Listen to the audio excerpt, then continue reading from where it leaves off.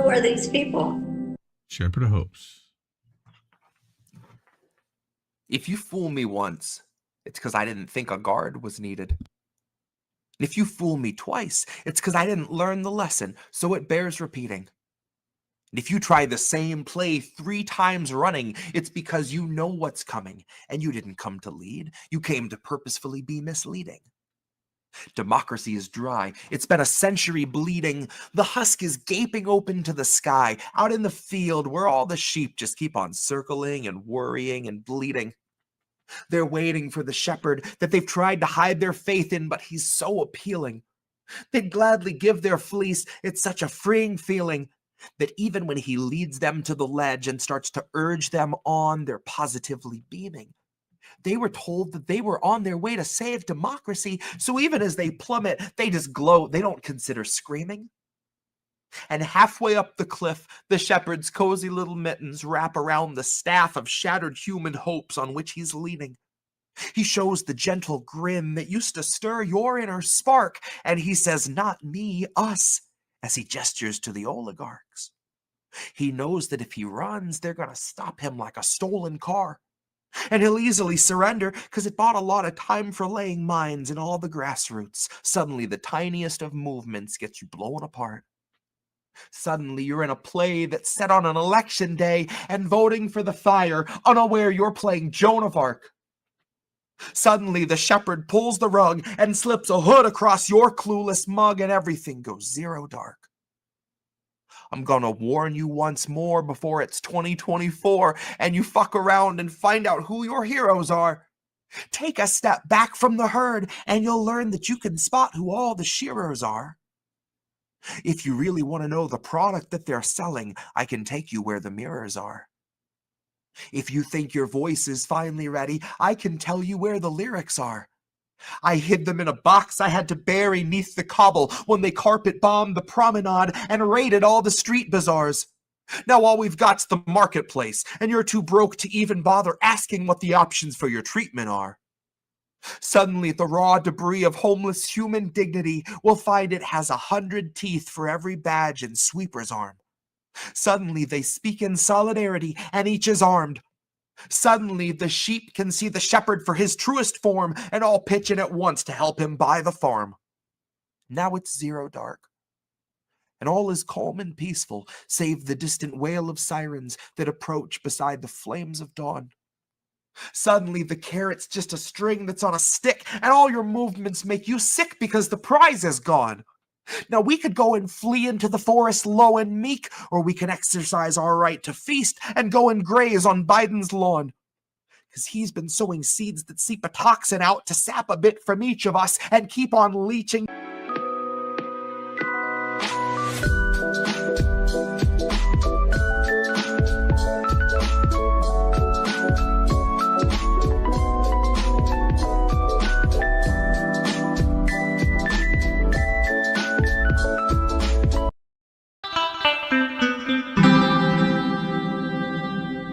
Who are these people? This is called pull string. Her hands are bound behind her candidate, who found the perfect hill on which to lay it down for good, who she might not agree with on apartheid or celebrating war crimes, but talks just like she could. He's got the IDF's back and the CIA's back like a Democrat should. Mr. Anti-Establishment didn't start the fire, but he's slipping on his hood. Her voice is grafted to a candidate who might not always speak for her, but what is she to say? Why bother harping on an issue that Americans won't listen to? It seems like such a waste. But what activism is saying they don't give a shit, but if I don't, why would they? So way to rob yourself of agency, then chain yourself to genocide and look the other way. I love to see a fella running Democrat, taking stacks of money from a GOP super PAC, calling out corruption in the giant fucking country club he's clearly been accepted at, but wants to be the leader of. He knows which way the money runs, knows it paves a leader's path. And human rights for Palestine historically don't lead to that, so he will not address it as he doesn't see a need for that. And welcome to the attitude our country's politicians have displayed toward Palestinians since back before they cracked the will of Arafat. And so the story goes forever after. We do not speak the P word here or recognize the NABCA. All you'll find are sea lions who volunteered as actors, barking like a manuscript from NAFTA. All you'll find are insulated sycophants intent on justifying why the slaughter done in Palestine is not a voting matter. Tell that to Shireen Abu Akleh. Tell that to the children growing up inside a city where the walls are made of shackles. Tell that to a mother who is burying her baby, how her son is not our problem because we'll never see his grave. He's just a topic we can mute or we can scroll right past his face and all the videos of mourners being beaten at his wake. So stuff your poll on what the average voter sees as urgent. They don't get to know the half of what we use as our detergent when we launder all our ISIS cells, our cartels and insurgents. We do not elect the man behind the curtain. We elect the pull string diversion.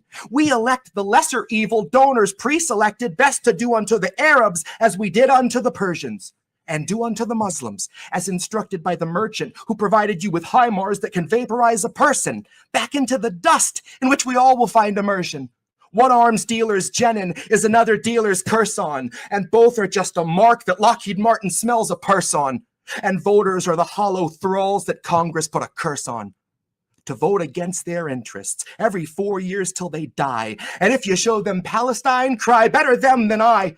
Though the curse of occupation's taking place within their mind, they will always love their prison long as they are shown the sky. They will sing about their freedoms under Apple's watchful eye as puppets dance and sing should you so pull their strings and wires. They will rally round a man who bears a torch and bears it high and believe him when he tells them that he's here to stop the fire. We are cursed to love our prison and keep lifting up our liars. We are not behind the wheel, we're being crushed beneath the tires, and our blood is in the oil and the plastic on the wipers, and our blood is on the hands of those who cranked inflation higher. And blood is on a vest where press can barely be deciphered, put there by a few Israeli snipers who were aiming at the center mass of truth about American desires. You can sell us any story. We're a nation built of buyers. And we love a good parade. It always makes us feel inspired, like who cares that those were Nazis? Gosh, they had the whitest smiles. So I wouldn't bank on sequels to the Nuremberg trials. If they happen now, they would be confidential, Pfizer style. Redacted paragraphs and empty vials. Close to 80 years before they have to share their files. Luckily, your lesser evil logic lets you justify the nations we've defiled. Lesser evil logic lets you cast a vote for someone that you know is truly vile. Lesser evil logic sees another million bodies thrown upon its hoarder's pile, extending out for miles. So every line I've had to scrap, I turned back into bile. So don't you touch that dial, lest the feds come swarm your door. Guess it isn't safe to say things like I don't support the war, or may Palestine know freedom from the Jordan to its shores, or I'd love to see our senators get trampled by the poor. Any pull-string Dem will tell what they're allowed to stand up for, and how little things like Palestine are better off ignored. Call it voter outreach for desperate remoras when the shark from which they get their scrap starts polling on the floor. And the shark says those who live beneath a brutal occupation should be thankful for their freedoms and their rubble and their gore. And I swear it only makes those bottom feeders love him more. One in particular is beaming for her candidate who found the perfect hill on which to make his final stand. And she will not be deterred by all those pesky little war crimes, will not be deterred by his support for stolen land. He helps her come to terms with how to spin an occupation, forgiving the oppressor is the democratic way. She says her voice is grafted to the candidate who speaks for her. And every time you pull her string, she's nothing new to say. RFK 24.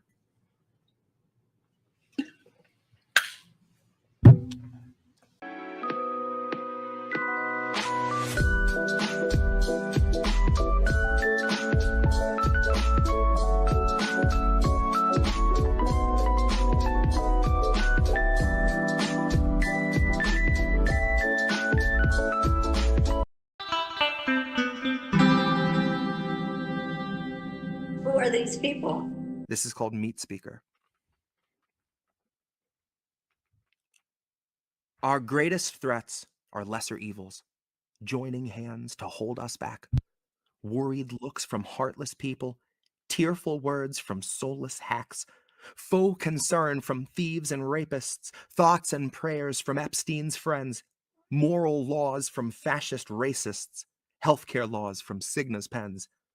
Bought and sold progressive leaders say we're starving much too loud, but all I see are meaty speakers talking down to hungry crowds. Squad and all their sleazy leeches feast on workers plump with clout, stalking through the tallest grassroots, track the unions, drag them down, reap their labor, eat their labor, none too proud to suck it out, none too shamed to freeze your wage, then beg for change like fund me now.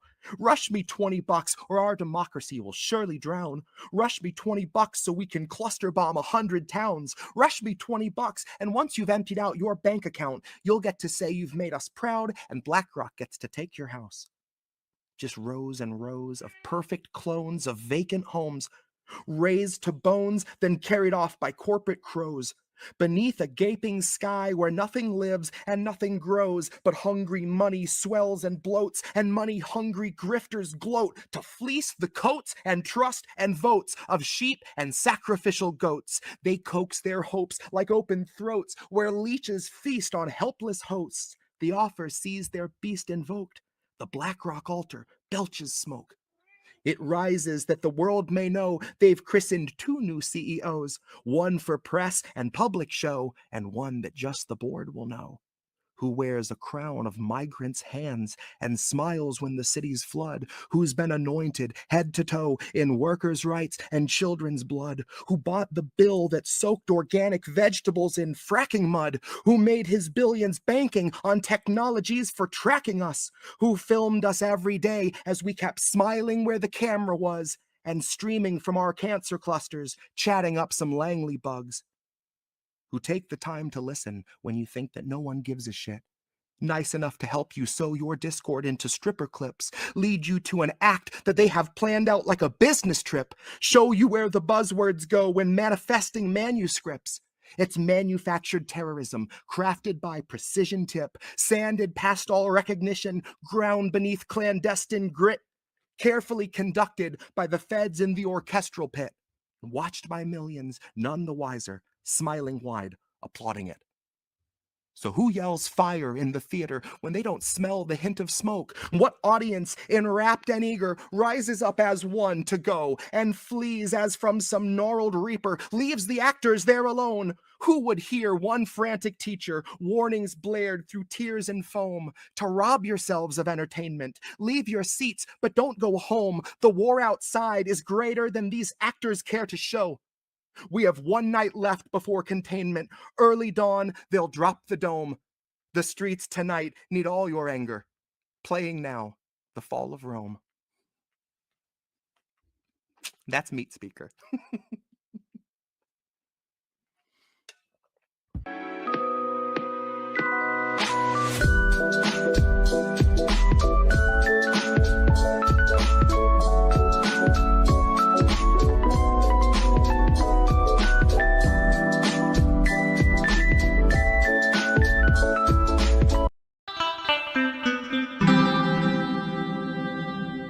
Who are these people?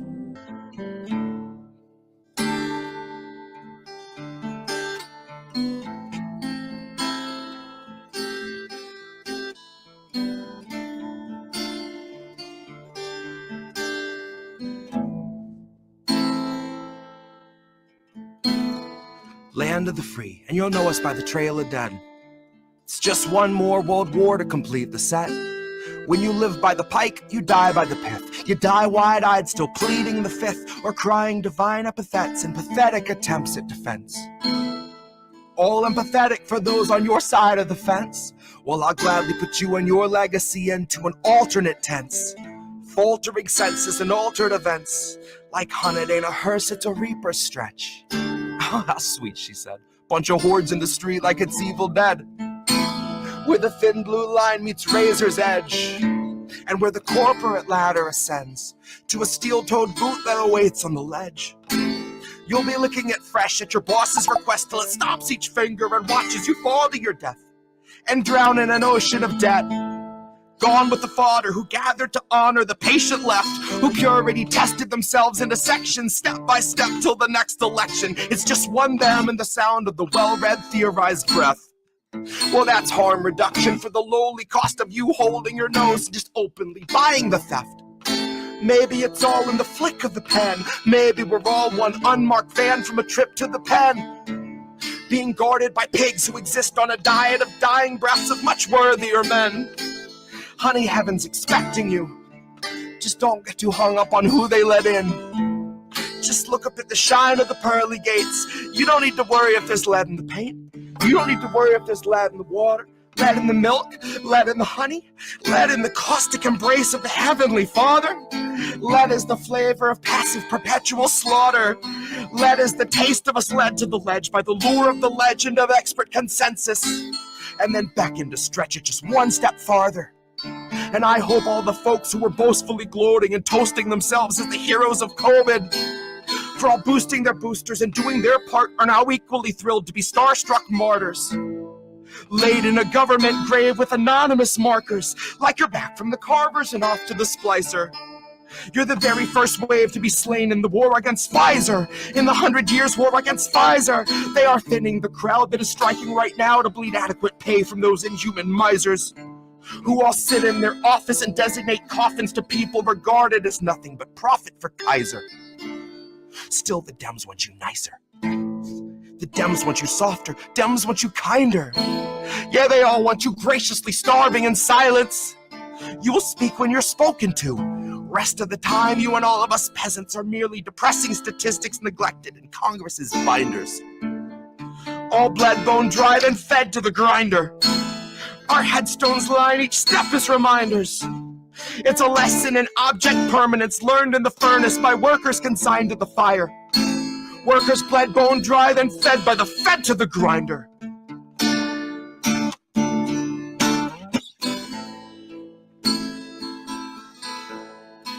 See, the fed went straight to your head. Mind what you hide, and your sighs unsaid, and your eyes turn blind to the signs unread. Flag bright red, so you let it in bed. You let it inside, you'll see that it's fed. Never you mind that it grinds your wealth into bread for itself, and it bleeds you dry, then it dines on the dead.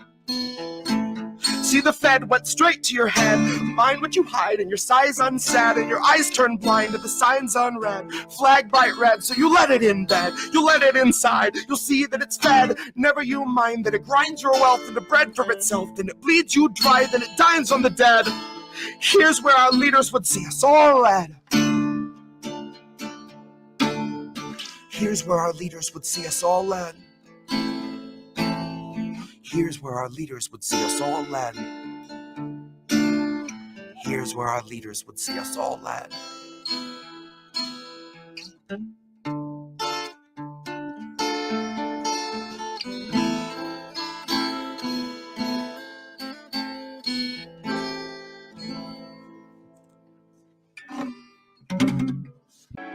No, Indy left. What is happening here? To check out IndependentLeft.news. The Indie News Network. Indie Left News. Oh, hey, Indie Left. IndependentLeft.news. Great work. Indie Left News. IndependentLeft.news. Independent Left News. Shout out to Independent Left News. Shout out. Oh, what's up, Independent Left? Friend show. Thank you, IndependentLeft.news. The INN, Indy, you're wonderful. I think Indie was onto something. Independent News Network, Indie News. Yeah. What's up, Indy, over on Rockfin? Independent News Network, also known as INN. Indie Left News. I don't know if I would have made it through that 3 weeks without Indy, honestly. No, I was just going to ask Indy. A huge thank you and shout out to Indie Left. No, you know what we're doing? We're world building. Indie Left News. You were doing the INN recruiting. Indie News. Independent Left News. Shout out to Independent Left News. Check out Independent Left News. At Indie News. I see Indy's in the chat. Hi, Indy. Okay, great. Bye. Hi, what's up, everybody? Hi, it's not Sunday. Oh shit, I didn't even change anything up in the thing. Okay. Wow. See, I knew I was a little bit off tonight. Hi. Wow. Yeah, it's been a week. Hi. Yeah. So it is Monday night, not Sunday night. For How Do We Miss That? This is cool. I kind of like Monday night. So, I see all our friends are in chat here. Cookies, Rick, and Gamers out there, and Snow Himbos out there. Hi, everybody. Yeah, so I went to go see Jimmy Dore a couple times this weekend. It was great. Got to meet him, do a little photo session, We went with Big Mad Crab Greg on Friday night. Got to meet Russ from... What the fuck? Yeah, we got a double Jimmy there. Woo! Double Jimmy. What the fuck? We're fucked. Well, yes, and then we have to follow it up That's with Misty. Yes. Oh, right. Sorry. We What? Well, Misty. Oh, well, we didn't have bitch on Saturday night. Misty's kid was sick, unfortunately. So we did not do a bitch episode. We took Sunday night off. Well, sort of. I ran a clip for Nobody Wants to Work Anymore. Still railing about the UPS strike. Everybody's gaslight. Everybody's wrong about that, and I don't understand why they are still selling this as a huge win for a bunch of people that are saying, "No, it's not a win. You guys screwed us." And just, I'm incredibly upset about the way that the corporate and even progressive media has sold this UPS thing. But I digress there. What's up, Reef? but they got more money now, right? Aren't you happy? Well, they're now that's weird. You look off here in this box for some reason. I don't know why. I don't know. But now I'm looking at Reef and he's not looking in the right place. So let's... No, okay. No, your borders are off. That's what it is. It's that your frame is off. That's okay. We're good. All right. We're going to do it live. No Keaton today to post-duopoly. That's right. Keaton's kid is sick. He was not at dinner and he did not go to see Jimmy on Friday, unfortunately. Shout out to Keaton, and I hope your son is doing better and feel better. Of course, I want everyone to be healthy. Greg and I were able to meet Jose Vega, and shout out to Jose. He's a great dude. And then and Russ and all of Keaton's family. I got to meet Keaton's dad and his two brothers. And I think it was his sister, and we all, and very New York, Russell bought an egg cream for Jose and for Crab to try. It was the quintessential New York thing. And I know that Russell actually put it up on his YouTube or Twitter or somewhere. So you can check that out. You can hear my voice in the background because I'm actually sitting next to Russell. Of course, I don't go on camera, but he was thankfully very careful of that. Yeah, Jesse's kid is feeling better. Thankfully, Fox is doing better. Last Tuesday night, he was not doing very well. Then Jesse caught it, and Jesse wasn't doing so great. Everybody's, I think, doing better now, thankfully. Man, everybody's I think all the shit. kids are just worried about going back to school. Yeah, right? They're like, oh, I got to get sick before I do that. So I didn't even introduce. I got this guy sitting next to me. This is Reef. Hi. What's up, bro? I mean, like, we talk all day, every day, so no surprise. We got 11 coming. All right, it's coming in. Hello, motherfucker. Yes, thank you. What's up? So That's what she said. Hey, Comrade Kitty joined in the membership. Appreciate you. Oh, he's been for months. That's Mr. Birthday Boy over there. Re-upped it, I guess. Woohoo! Yeah, that's our boy. That's our brother. What's up, dude? All right. So or upped it. All right. Upped it. Thank you. Really appreciate all the support. And I think also Jack's Page recently also signed up. Shout out to Jack's Page, to everyone who's subscribing. Really, we've got the YouTube membership. You, fam. Patreon.com/Indie News Network. We also have my Substack at indiemedia.today. You can subscribe and support there as well. Then I've got PayPal, Cash App, all kinds of ways if you want to reach out to me, figure out how to support best. Rockfin subscription, of course, always works great for either channel. That's $15 a month. I know that's a steep one, but it gives you all the premium content, every RBN stream commercial free. Nowhere else can you get that except at rockfin.com. So let's do my spiel. Welcome, everybody, to How Do We Miss That? And hi, Natalie, as well. Welcome to all the Hardlands fam. Thank goodness. And shout out to Kid Cabello. I know he's over at Post-Duopoly and our friends over at RBN, too. But welcome, everybody, to How Do We Miss That? How Do We Miss That is a show featuring articles written by independent journalists who expose corruption, cover workers' organizing, and environmental crises while challenging corporate establishment narratives and talking points.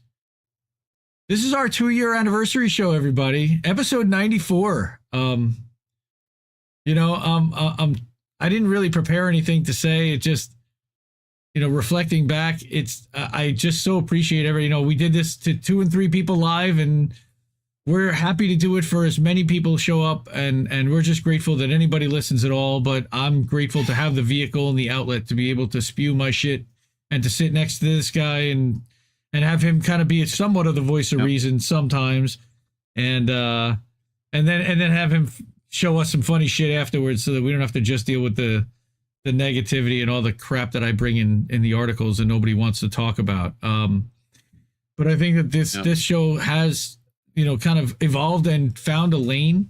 We do talk about stories in a lot of ways and in a lot of depth that nobody else really does, and I'm incredibly proud of that. We amplify independent journalists. That's what we do. And that's another thing that I've been doing since I started this 3.5 years ago, and I will continue to do.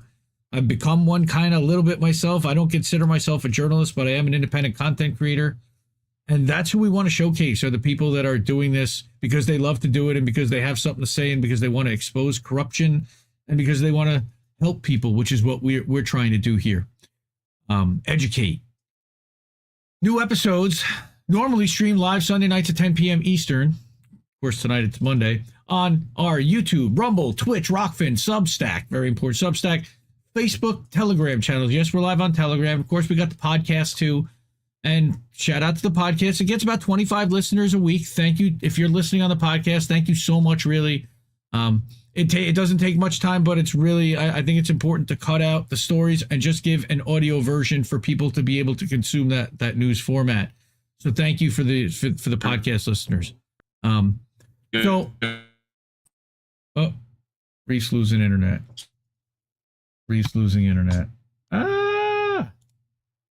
Okay, I think I fixed it. It seems fine on my end. Okay, now we're back. So I'm Indy, by the way. I'm your co-host. I am the founder and editor of the IndieMedia.today Substack. I'm the co-host of American Tradition with Jesse Jett, who you saw the music pre-show, and the co-host of Nobody Wants to Work Anymore with the guy who's in chat, Snow Himbo, on INN. And I got this guy who's next to me. That's Reef Breland. And for just about 94 of all 94 shows, I think you missed about 5 or 6 of them because we had different hosts or whatever. A couple of them, not many. But co-host Reef Breland, he's INN's technical director. He is the creator, engineer, co-host of INN News, and the producer and co-host of Bitch with Comrade Misty on INN. And we are, of course, co-founders of INN, Indie News Network, a collaborative family of independent content creators. And you can find all of our channels at inn.network. You'll probably see that somewhere scrolling in the chat. Like I said, please make sure, share the link, like the stream, subscribe to our channel, all the platforms. We're everywhere. Give it a 5-star, give it a thumbs up. Hook us up, please. Heavily suppressed. We're doing the same stories and the same kind of news, I feel like, at INN. Everybody's saying to us, we don't understand. How come we can't find your channel? We don't understand how come you guys aren't getting the same view counts that others are. And I can't answer that. All I can do is just keep doing the content and say thank you to everyone that says that, because we're doing all we can.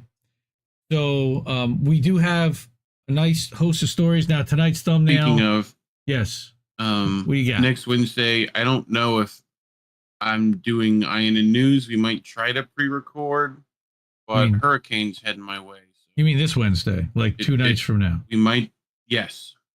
Yeah. So I'll keep people posted. Stay tuned to the Twitters. I'll see what's up with that. All right. Might be fine. Might not be fine. We'll see. So I want to go to the thumbnail for tonight. That's our little 2-year anniversary thumbnail guy. And ultra proud of where we have gone and what we've built.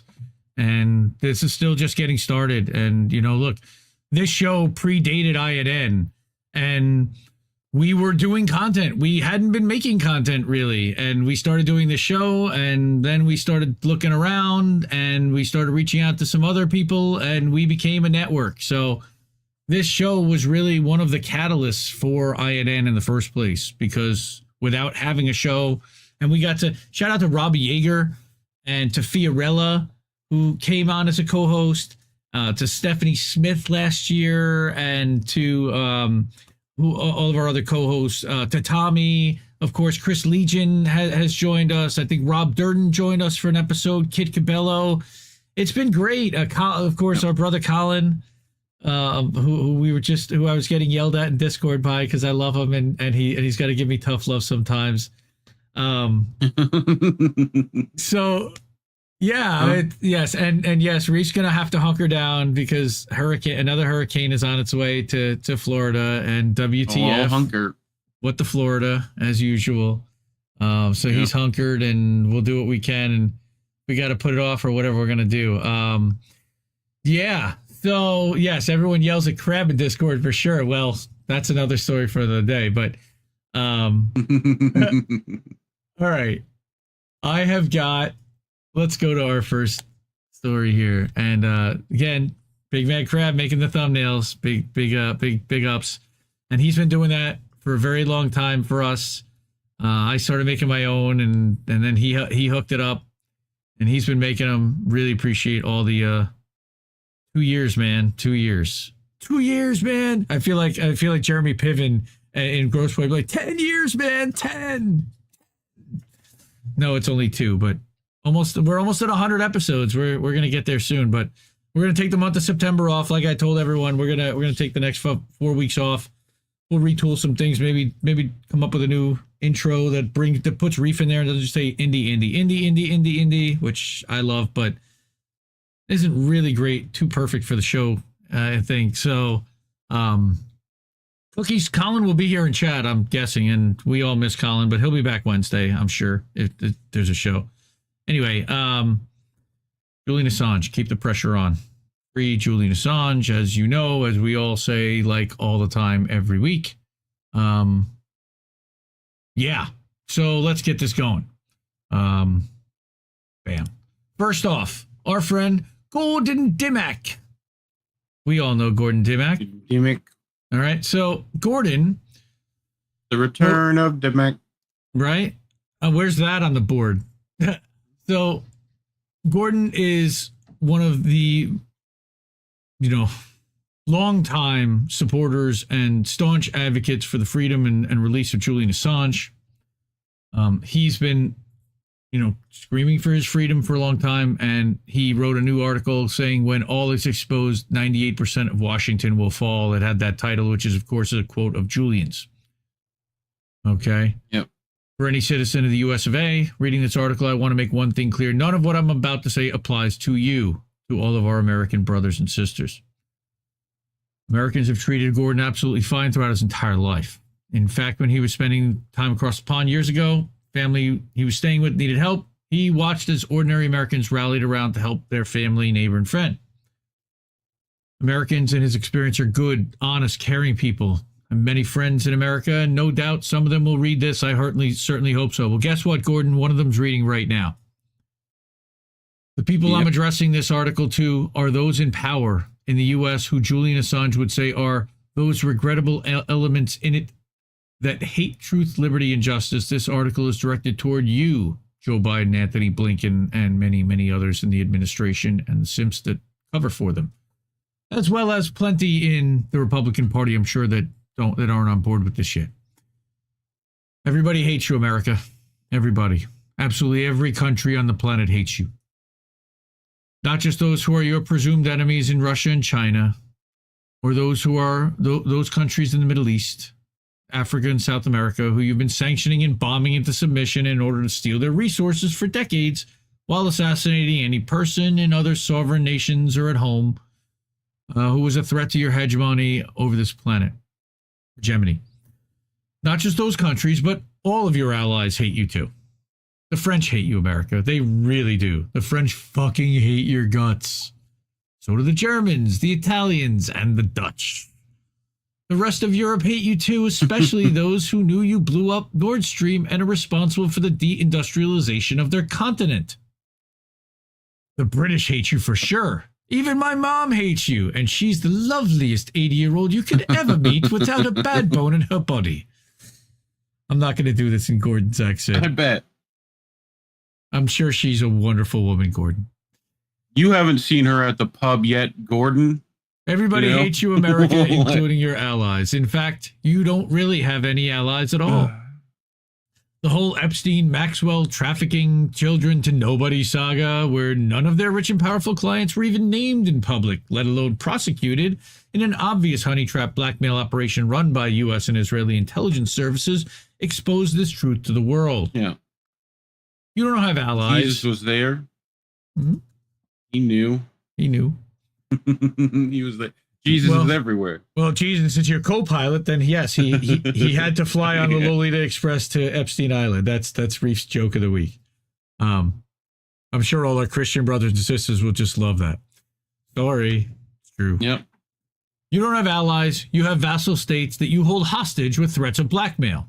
If any country does not succumb to your whim, whatever that may be, the file comes out and a thread of the videotapes appearing on the internet or the pictures appear in Z papers follows, or maybe a gas pipeline critical to your country and continent gets blown to kingdom come. Make no mistakes about it. The United States of America bombs and sanctions its enemies and blackmails its friends. And I love that he includes a clip from the Jimmy Dore show. No country on this planet joins a military alliance with the United States because they're afraid of what China and Russia will do if they don't. They only join an alliance with America because they're afraid of what the United States will do if they don't. 100% true. And in the UK, where Julian Assange is being held in prison, serving no sentence for no crime, it is no different. In the UK, Julian Assange is being held in prison, awaiting extradition to the United States for publishing the truth about their war crimes. War crimes including the murder and subsequent cover-up of journalists. The UK's Crown Prosecution Service is refusing to release the full documentation of communications between their offices and the United States during the time Julian Assange sought refuge in the Ecuadorian embassy. Note, Sir Keir Starmer was head of the Crown Prosecution Service during this time. And now he's, oh right, the Prime Minister. The reason they will not release this information is to do so would have a chilling effect on extraditions worldwide. Yeah, because they lied and they're covering it up. When journalist Stefania Marizzi appealed this denial of freedom of information, the head of CPS denied access to it again, saying the chilling effect to extraditions worldwide is worse now than in 2017, but the reason given is redacted. Yeah. We covered that story too about Stefania and the FOIA thing and the demand, and they did release some info that further confirmed what we already knew. Two questions sprung to mind when Gordon saw that document. Firstly, how can any country call itself a democracy while being so secretive about a matter that is clearly of such importance to the general public and in their interest? And secondly, what else could this reason be? That to tell us what the U.S. said to the CPS would have a chilling effect on extraditions worldwide, other than the United States of America blackmailing its closest ally? Or worse, threatening it with all-out war should they refuse to extradite a journalist whose only crime is that he published the truth. We've talked to Gordon. What are your thoughts so far on this one?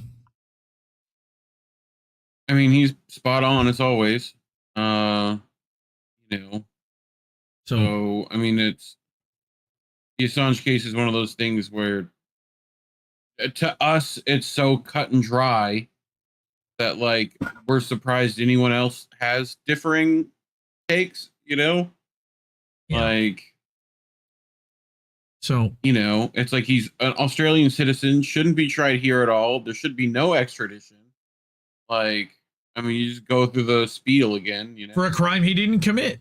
So, Yeah, they absolutely cooked it up. They keep reissuing the charges at the last minute so that they can't prepare a proper defense. Anyway, what he's saying is that if the United States can do this, if they can criminalize good journalism and reach into another country's borders and punish... Go ahead. What? The reason he's being detained is because of an accusation made by someone who admitted he was lying. Siggy Thorson. Right. So, yeah, I mean, good on Gordon, though. Yep. So, if the U.S. can do this, if they can criminalize good journalism and reach into any other country's borders to punish any person telling the truth about their crimes and criminal activity, except for Russia, They are not only destroying democracy worldwide, they're crossing a line that fascists cross. Yes, they are fascists. And that is doppelganger Stefania Marizzi, Tara Reid doppelganger Stefania Marizzi. And that is a clip from a Gordon thing about this is the death of your right to know. He filmed this.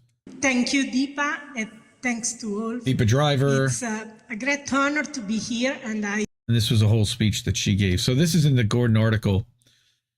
For the UK to even consider extraditing a journalist to his certain torture and death at the hands of fascists because he did good journalism must mean what these fascists are threatening them with explosive information, with information so explosive that it could bring the entire nation to its knees. Maybe Prince Andrew and Epstein Island? Maybe somebody else. I don't know. Maybe. And if those regrettable elements within the U.S. government that hate truth, liberty, and justice are doing this abroad, blackmailing their closest allies into torturing people for telling the truth, what do you think they're doing with their politicians and ruling elite at home? Remember, President Bill Clinton flew on Epstein's plane 26 times. What do you think he was doing on those trips? And why has no journalist ever seriously questioned him about it? Well, that's because they won't let anyone get near him, close enough to him to ask that question. And if they do, they'll shepherd him away very quickly, and then they will really be disappeared likely. Is the only way that a person gets to any position in power in the United States is if the intelligence community has leverage on them? Well, the answer is, of course, yes. Remember, these are people that will not under any circumstances release the JFK files, no matter how much they promise to do it when on the campaign trail. Not that the world doesn't know who killed him already, of course. These are the people that tried to get Martin Luther King to kill himself. A lot of these people say eventually completed that job themselves. It's the same people that lied about the Gulf of Tonkin, incubator babies, and weapons of mass destruction in order to start wars that cost millions of lives and profited their buddies by billions of dollars. These are the same people whose explanation for why 9/11 wasn't stopped was that they were tracking all the hijackers who toppled 3 buildings in New York with 2 planes for years when they were in other countries, but stopped tracking them the minute the hijackers entered the United States and didn't tell anybody, let alone the FBI. That's their official story. Do you think, knowing this track record for lying, that the United States should be the arbiters of truth worldwide? Do you think they can be trusted to tell the truth about anything at all? Yes. Forget World Trade Center, Tower 7. The regrettable elements within the U.S. government that hate truth, liberty, and justice have lied so much for so long that I believe Assange is right. When all is exposed, 98% of Washington will fall. If, however, Julian Assange is extradited to fascists in America, it won't just mean his certain death. It'll be the death of your right to know the truth. It'll be the death of Western democracy and the death of UK sovereignty. It will be the death of freedom. Because any of those things exist now. Well, you know, like, or until Julian Assange they will free, definitely right. None of us will be free. Support our brother Gordon Dimmack. 10 more years, Julian. Why am I getting an echo with you? You got an output echo. Mm-hmm. I'm getting duplicate. 10 more years, Julian. Yeah. Oh, it's only that. Okay. It's only your sound. Work on it then. Okay. Again, Gordon Dimmack, but that's not the only Assange story I brought, and Reef loves it when I bring two stories to an article, to a segment. This one I caught in CounterPunch. Environmentalists owe an enormous debt to Julian Assange. Now, the reason why I picked this one specifically, I'm not a huge fan at this point of CounterPunch. They're okay. They're kind of shit-libby. Eve Ottenberg does great work. Not crazy about the St. Clairs. But we have used them quite a bit. But we also talk about environmental disasters. And since we really hadn't talked about anything regarding the environment in this week, and we're talking about labor, and we're talking about press freedom, and we're talking about censorship, I thought this was a good way to tie in environmentalism into our second anniversary show, considering that it kind of is a microcosm of everything that we've done over the last 2 years. So, stating the obvious, but just another angle and another reason why this man should be freed, environmentalists owe an enormous debt to Julian Assange. Well, what is Mitchel Julian? Cohen? That's better. What is Mitchel Cohen talking about? So, most environmentalists don't even know that they owe a debt of gratitude to WikiLeaks. It wasn't only secret recordings pertaining to war and crimes against humanity that WikiLeaks published, based on the heroic work of Chelsea Manning, who downloaded thousands of secret U.S. military files. A slew of U.S. cables that Assange published revealed massive U.S. government attempts on behalf of Monsanto to coerce governments to allow foreign corporate land ownership, and with it, genetically engineered agriculture throughout the world, and to squelch opposition to GMOs, breaking down existing laws prohibiting the genetic engineering of agriculture. The cables revealed U.S. officials applying financial, diplomatic, and frequently military pressure on behalf of Monsanto and other biotech corporations. The cables revealed they were followed by revelations that the U.S., the World Bank, and IMF loans opened up to Ukraine to major corporate inroads, writes Joyce Nelson, right, in The Ecologist and also in CounterPunch. Loan conditions are forcing the deeply indebted country to open up to GMO crops and lift the ban on private sector land ownership. U.S. corporations are jubilant at the gold mine that awaits them. The information... Which is why BlackRock is over there. Vanguard, that's right. And J.P. Morgan Chase. I know Jamie Dimon has been instrumental, I know, in the reconstruction, quote-unquote, garbage. The originalist asshole bank, J.P. Morgan Chase. Ooh. That one. Well, it wasn't Chase then, but they just kind of inherited Chase thanks to... It was J.P. Morgan. Yeah, thanks to Tim Geithner, they inherited Chase. But free Julian Assange. I can't say that enough. Free fucking Julian Assange right now. Get this guy out of prison. We love him, and he's a hero. Look at this. This is yet another reason why Julian's a hero. The information under the radar here in the U.S. Yeah. Who? Julia.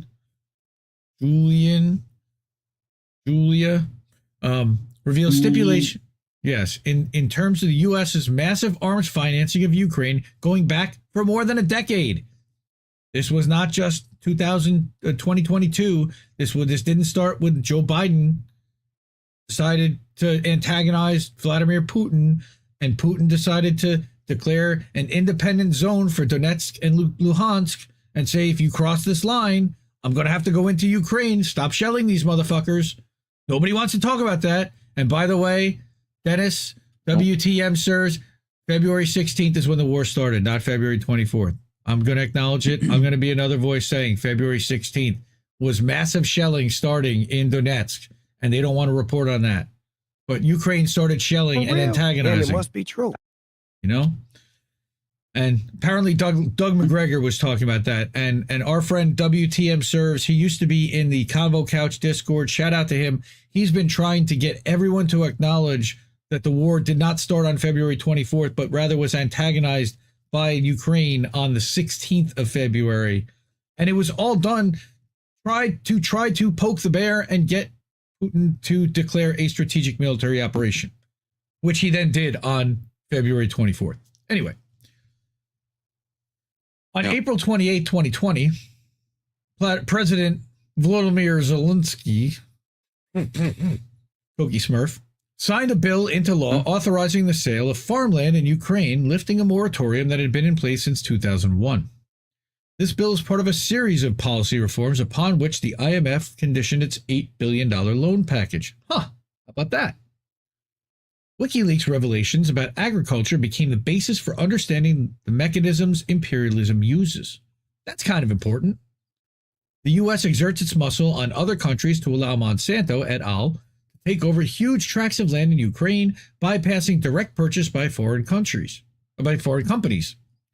Foreign ownership of land had been prohibited by law in Ukraine, a sudden realization that so-called internet fact-checkers have been relying on to debunk news stories on the privatized dispersal of agricultural land there. But the debunkers ignore the many mechanisms utilized by foreign corporations to gain ownership and control of the land and skirt the law. So we find massive U.S. corporate investments in Ukrainian companies controlling the kinds of seeds planted and how they are grown. What? Keep in mind, Russia has blocked out Monsanto. What And GMOs the entirely. F? Are you kidding me? That deserves a Jimmy right there. Thank you. Okay, or not. Welcome. It takes a second. God. Yeah. Fuck you. Thank you.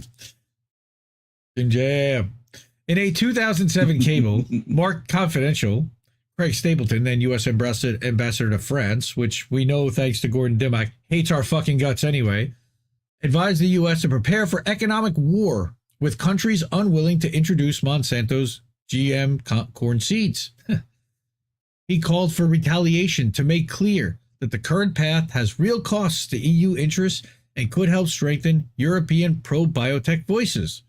In fact, the pro-biotech side in France has told us retaliation is the only way to begin to turn this issue in France. So, the U.S. diplomatic team then recommended that we calibrate a target retaliation list that causes some pain across the EU, since this is a collective responsibility, but also that focuses in part on the worst culprits. Holy shit. Thank you, Julian. The actual fuck? Yeah. So these are coming from WikiLeaks cables. And if it weren't for WikiLeaks, we wouldn't know any of this. In another cable, this one from Macau in Hong Kong, a U.S. Department of Agriculture director requested $92,000 in U.S. public funds for media education kits, quote unquote, to combat growing public resistance to genetically engineered foods. It portrays attempts to mandate the labeling of GMOs as a threat to U.S. interests and seeks to make it much more difficult for mandatory labeling advocates to prevail. Man, this food is killing us. It literally is. But they're making billions of dollars in profit making it and producing it, and they're realizing that with the environmental disasters, there may not be a food supply to really take care of the entire population. So they're trying to genetically engineer it, and a lot of times it's poison, or at least it has a little bit in you. How much it affects. Someone was saying that wars are resource management generally.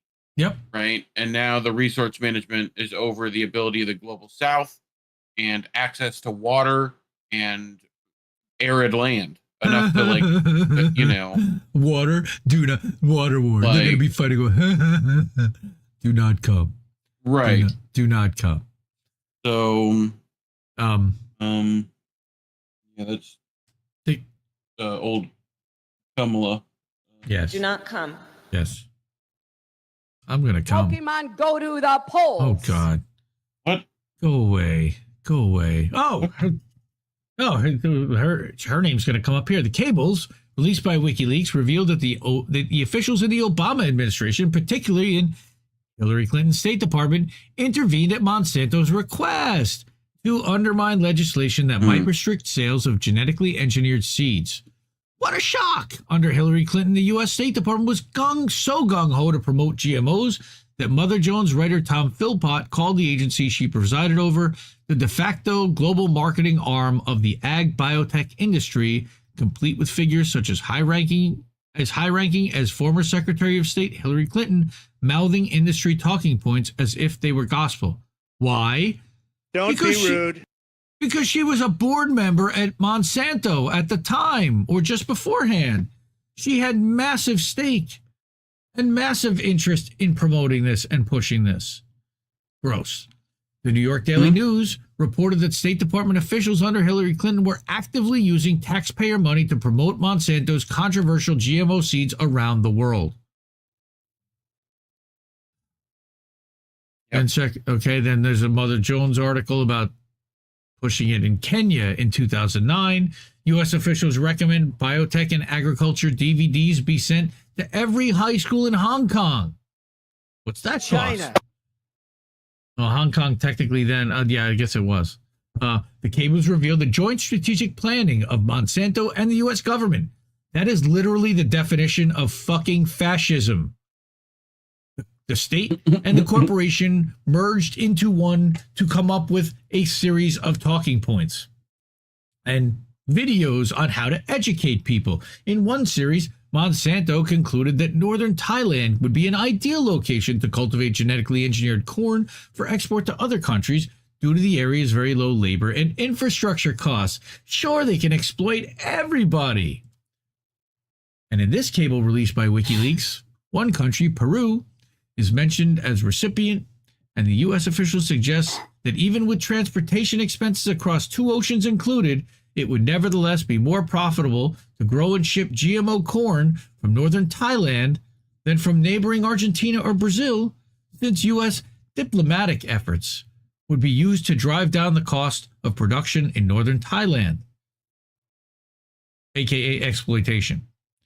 The U.S. would press Thailand to drop its opposition to genetically modified cultivation, and the country would be rewarded with some type of an IMF loan or a World Bank loan, I'm sure, or some type of a forgiving of their loans so that they could continue to operate.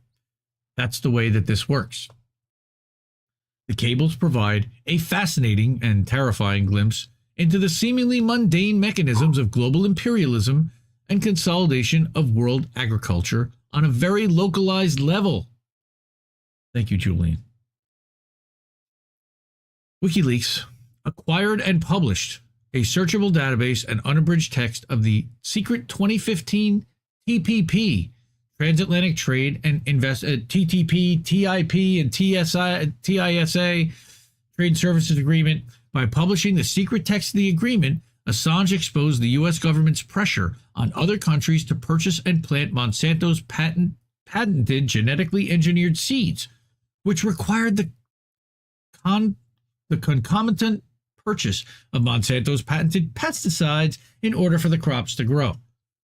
So it's literally like you're a drug pusher who say you're selling, here's the virus, I'm going to sell you the virus, and then I'm going to sell you the cure. It's literally like the same thing. I'm going to sell you the seeds, and then I'm going to sell you the pesticides to make sure those seeds grow. But it wasn't Scott's. Yep. It was Monsanto. Scott's Miracle-Gro is no better, but Monsanto literally is one of the most evil corporations on the face of the earth. And now they're also owned by Bayer AG, which is a German company. So, treaties limited the ability of one country to legally challenge environmental depredation in trade with another, making it abundantly clear that environmental issues could not be successfully addressed in piecemeal fashion, but must be seen as integrated political, technological, economic, and scientifically packaged warfare. To succeed, movements would be compelled not only to examine the dangers of each pesticide du jour, but the underlying mechanisms by which corporations such as Monsanto, Bayer, Dow, DuPont, Syngenta, I never even heard of that one, Novartis, BASF, and other pesticide and pharmaceutical manufacturers have come to determine the government policies overall, right? They do, as well as those of global regulatory agencies, which in turn allow them to get away with masking the truth about and outright lying about their danger. Yeah, what a surprise. So while socialist and ecology activists have always exposed the collaboration between government and corporate expansion, the details revealed by WikiLeaks' published documents are nothing short of astounding. They reveal the need for ecological movements to develop far more radical strategies for dealing with the immense destruction by capitalism in practice, and not just in theory or in piecemeal fashion. For this largely unknown contribution by Julian Assange, ecological activists, along with anti-war radicals motivated by Assange's publishing of the now infamous collateral murder video, obtained by Chelsea Manning, owe Assange a debt of gratitude that can, of course, never be fully repaid. Getting him out of jail would be a huge debt to be repaid, but yes, we can never repay the debt. We can never restore just him to himself, let alone the praise that he is well deserving for exposing this kind of corruption and dedicating himself and at this point sacrificing himself for this kind of corruption. Today, Julian Assange is locked away in a prison in Britain and is fighting for his life. That's Belmarsh. The U.S. government seeks to bring this Australian citizen to the United States for a show trial and then lock him up forever if they don't assassinate him en route, as the CIA and U.S. State Department had already discussed Well, at least that's according to Michael Isikoff, which I don't know if I buy that whole story at all, but it's quite possible. Pompeo put it in front of Trump. And other people have confirmed it, so who knows? But the sacrifices that Julian Assange has made are profound, and his contribution to ecological as well as anti-war movements is enormous. It is incumbent on all to demand an end to his incarceration and torment by the U.S. and British governments. And yet, despite worldwide exposure of glyphosate dangers and its designation as a probable carcinogen, only a handful of governments throughout the world have joined with environmental activists and health professionals in banning Monsanto's Roundup. We need to turn up the volume. Free Julian Assange now. No to GMOs and the planet destroyers. And I also want to give a shout out to what's her name? It's Villa 4 Assembly, the number 4 Villa 4 Assembly. I think it's Mary Villa. She's great. She's been doing the Stop Monsanto campaign for a while. Stop Bayer Monsanto, and God, this is so well sourced. There's a lot of stuff. Michael Cohen, he's in coordinator of the No Spray Coalition in New York City. And amazingly enough, he's got to be a boomer because he has a MindSpring email address. Do you know how old MindSpring is? Do you even know what MindSpring is? It was a dial-up. Like Netscape? Basically, it was a dial-up ISP in the early 90s that then became... I think I remember. They then became Earthlink, like in 1999. I remember Earthlink. Right, but now you're talking where I'm at. These fuckers predate Earthlink, and his email address is still around. Yeah. Mitchel Cohen, dude, I love you. I had a MindSpring email address a long time ago. So, Julian. All right, that was a little long, I know. Sorry. Julian, come here. But that's a good one. And again, free Julian Assange. We love you, Julian Assange. Get him out. There's some big stuff happening, and we know that there's talk of potentially a deal happening. Albo is now going to be coming to that's Albanese, the Prime Minister of Australia, will be coming to the United States at the end of October. Misty's talking about getting some kind of an action or some kind of an organization thing together. Hey, what's going on, everybody? Okay, we got Himbo. They're talking about food, eggs, and shrimp, and who knows what. Desert Mantis, how are you, sir? Good to see you. Bad Cookies, good to see you. Always good to see you, man. Himbo. All right. Anything you have to say about this whole environmental thing with Julian? Because I know you kind of love the environment a little bit. I mean, yeah, I didn't know a lot of his Monsanto stuff. I mean, I kind of been on that for a while, like my mother being a biologist herself, things with like GMOs, even that in and of itself, not a bad thing. You know what I mean? It's the misuse, mishandling, mistesting.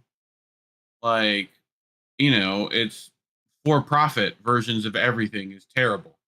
I was just about to say that's the profit element that we're looking at here. Right. So yeah. Like, next story I got. If you said this, I'm gonna make this food, make sure it's never gonna get your kid sick, you'd be like, all right, You got a delay on your camera again. Speech delay. Okay. All right. Anyway, cool. Our next story is actually somewhat decent one. Of course, Cop City, we know, is awful in Atlanta. They've spent now over $80 million, which is more than double the budget that they had originally put into this. The city council voted 11-4 to fund it and to keep moving forward with it, even though it's the community has outcried that they don't want it. It's a big problem. So we need to stop Cop City. And there are a lot of residents and a lot of activists that are on the ground doing phenomenal work to whip up public support. And what happened this week was that there was, in the Indie Media Award honoree section, by the way, Truthout is doing a fund drive, but Indie Media Awards, Truthout, Really good article this week from Mike Ludwig. Activists now have 104,000 signatures to put Stop Cop City on the ballot in 2022. Now. Cop City, now. Yes. Worried that city officials will reject by large numbers of signatures, organizers have collected far more than required, which is exactly what you have to do every time you collect signatures. Over 100,000. Activists fighting to halt the fiercely contested police training facility in Atlanta, Georgia, known as Cop City, have collected a whopping 104,000 signatures for a citywide ballot referendum on the city's government lease for the massive $90 million project. Sorry, I thought it was only $80 million. Now it's already up to 90. Organizers called the most successful citizen-driven petition in the city of roughly 500,000 residents with a deep history of struggle for racial justice. That's 20% of the city. The broader Stop Cop City movement argues that city officials and the Atlanta police are destroying chunks of a beloved forest to build the facility and have bulldozed ahead despite fierce protests and widespread community opposition. Now, my issue is it's not just the Waylani forest that we need to protect. We need to make sure they don't build this thing anywhere. Because all this is saying is, well, you can't build it there. And then at some point they may turn around and say, yeah, okay, well, that we may not build it there, but we're going to build it and we're going to build it here. No, I don't want you to build it at all. Atlanta voters could have the final say on whether the city leases the land for the Atlanta Public Safety Training Center, a project that became an ugly national controversy after state troopers shot and killed a young protester known as Tortuguita, R.I.P., as law enforcement aggressively cleared tree sitters from a forest blockade in January. There are also people that held a concert there in March who are still being held in to this day. However, it's still up to city leaders and the Atlanta City Council to approve the signatures and to put the referendum on the ballot. That's unbelievable that they even have any say whatsoever at this point. You got 100,000 signatures. Depending on how long this process takes, the referendum could be on the ballot by this November or March of next year when Republicans will be voting in the presidential primaries. Well, we've collected over 104,000 raw signatures around the city of Atlanta from Southwest to Buckhead, and the people have decided, says Barry Hooks, Cop City must be put on the ballot. So we've only got about 58,000 signatures from registered voters, which are needed to place a citizens' referendum on the ballot in Atlanta, or about 15% of the population. So they've got almost double that. However, city coalition organizers say they heard reports from inside City Hall that officials may base the requirement on the number of voters registered for the last election, including inactive voters, so they'll just raise the bar even higher to get that. Nice. Cut the ball. No. What? Yeah, that to get that 15% number, right? They'll just keep raising it. So now it's 62,000 signatures you need. So instead of submitting the 104,000 raw signatures as originally planned Monday, canvassers said they'll continue collecting signatures until a court-ordered extension as they wait. Under a court-ordered extension, as they wait for clarification from city officials on how the signatures will be counted and validated. These city officials are fucking snakes, and they're in bed with the corporations that are funding this shit. Stop Cop City activists fear city officials may attempt to invalidate large numbers of signatures with aggressive signature matching, a practice that civil rights groups have implicated in voter suppression. Yes, and It has been well documented that they do this bullshit, especially in Georgia. Greg Palast made a movie about it.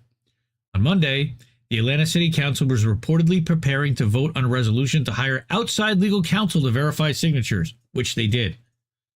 Indeed, Atlanta's interim municipal clerk, Vanessa Walden, issued a statement on Monday confirming that the city has developed a step-by-step process to conduct the audit of the documents, of which the signature verification process may be a critical element.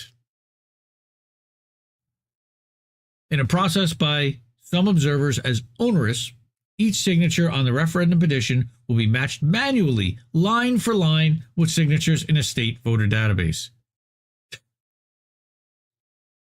Voting rights advocates are critical of signature matching, arguing that minute differences between them could be used to throw signatures out with signatures from marginalized voters, such as those with disabilities, disproportionately impacted. Of course.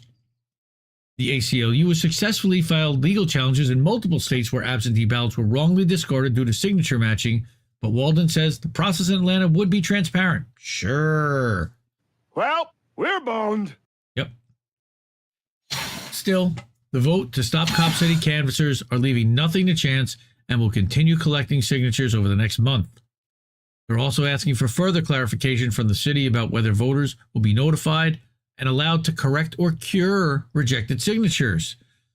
So this is the other thing. They'll reject a signature and they don't even tell you that they rejected it. You signed it. It's got your name on it. They don't give you the chance to appeal. There's nothing. It's just outright rejection. Fascism. In addition to the clear problems raised, there are critical questions that the city has left unanswered. How will voters know if their signature is rejected? Will observers be present during the verification process? If a signature is rejected, can a voter appeal or cure the error so that their signature can be counted? I mean, they're freaking residents of the city. They should be counted. Earlier this summer, the coalition... What? Go ahead. You would think. So, the coalition filed a federal lawsuit earlier this summer for Walden after Walden approved a petition that required each signature supporting the referendum to be written down before a resident of Atlanta. That would have prevented residents from unincorporated DeKalb County, including residents living near the Forest and Police Training City, from collecting signatures for the effort. They're such scumbags. They just want to restrict.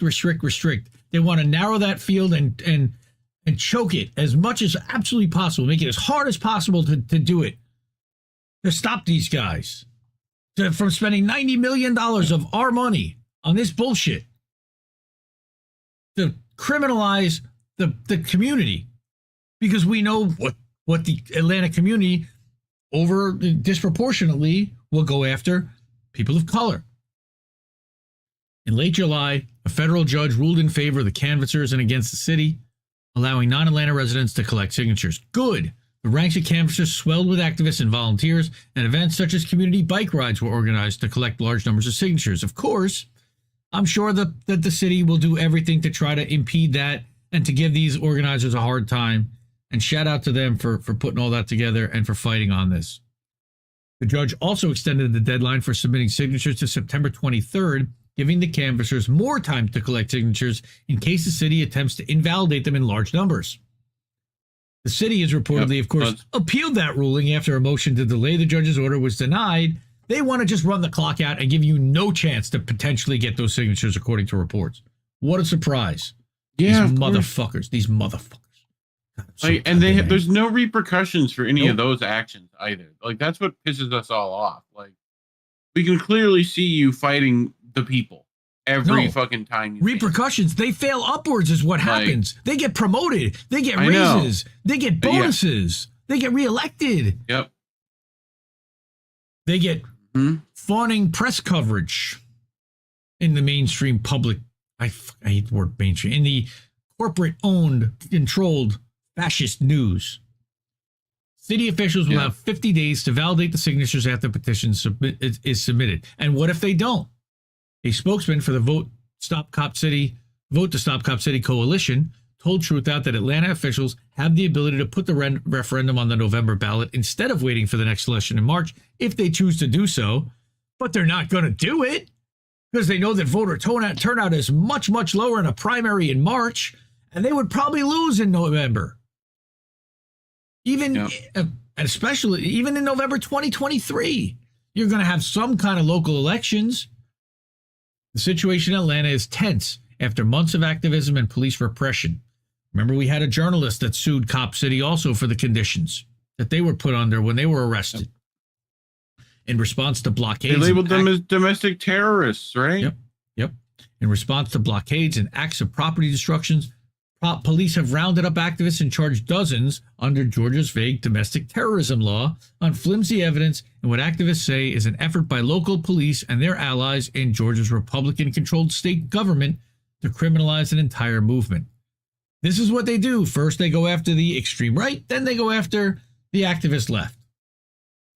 However, The vast majority of protests, vigils, and events held by Stop Cop City activists do not involve property destruction tactics, and activists also face felony charges for posting flyers to mailboxes and raising money for a bail fund. Yeah, well, wait a minute. The flyers to mailboxes literally was in one of the cops' neighborhoods with his face on it saying that you've got a killer cop in your neighborhood. That pushes the line. I gotta, even that literally would put somebody, that would make the cops want to go after you. And yeah, I mean, look, the cops have already done that, but you want to further antagonize the cops, that's how you do it. Raising money for the bail fund was ridiculous. That they literally were disqualifying these people from,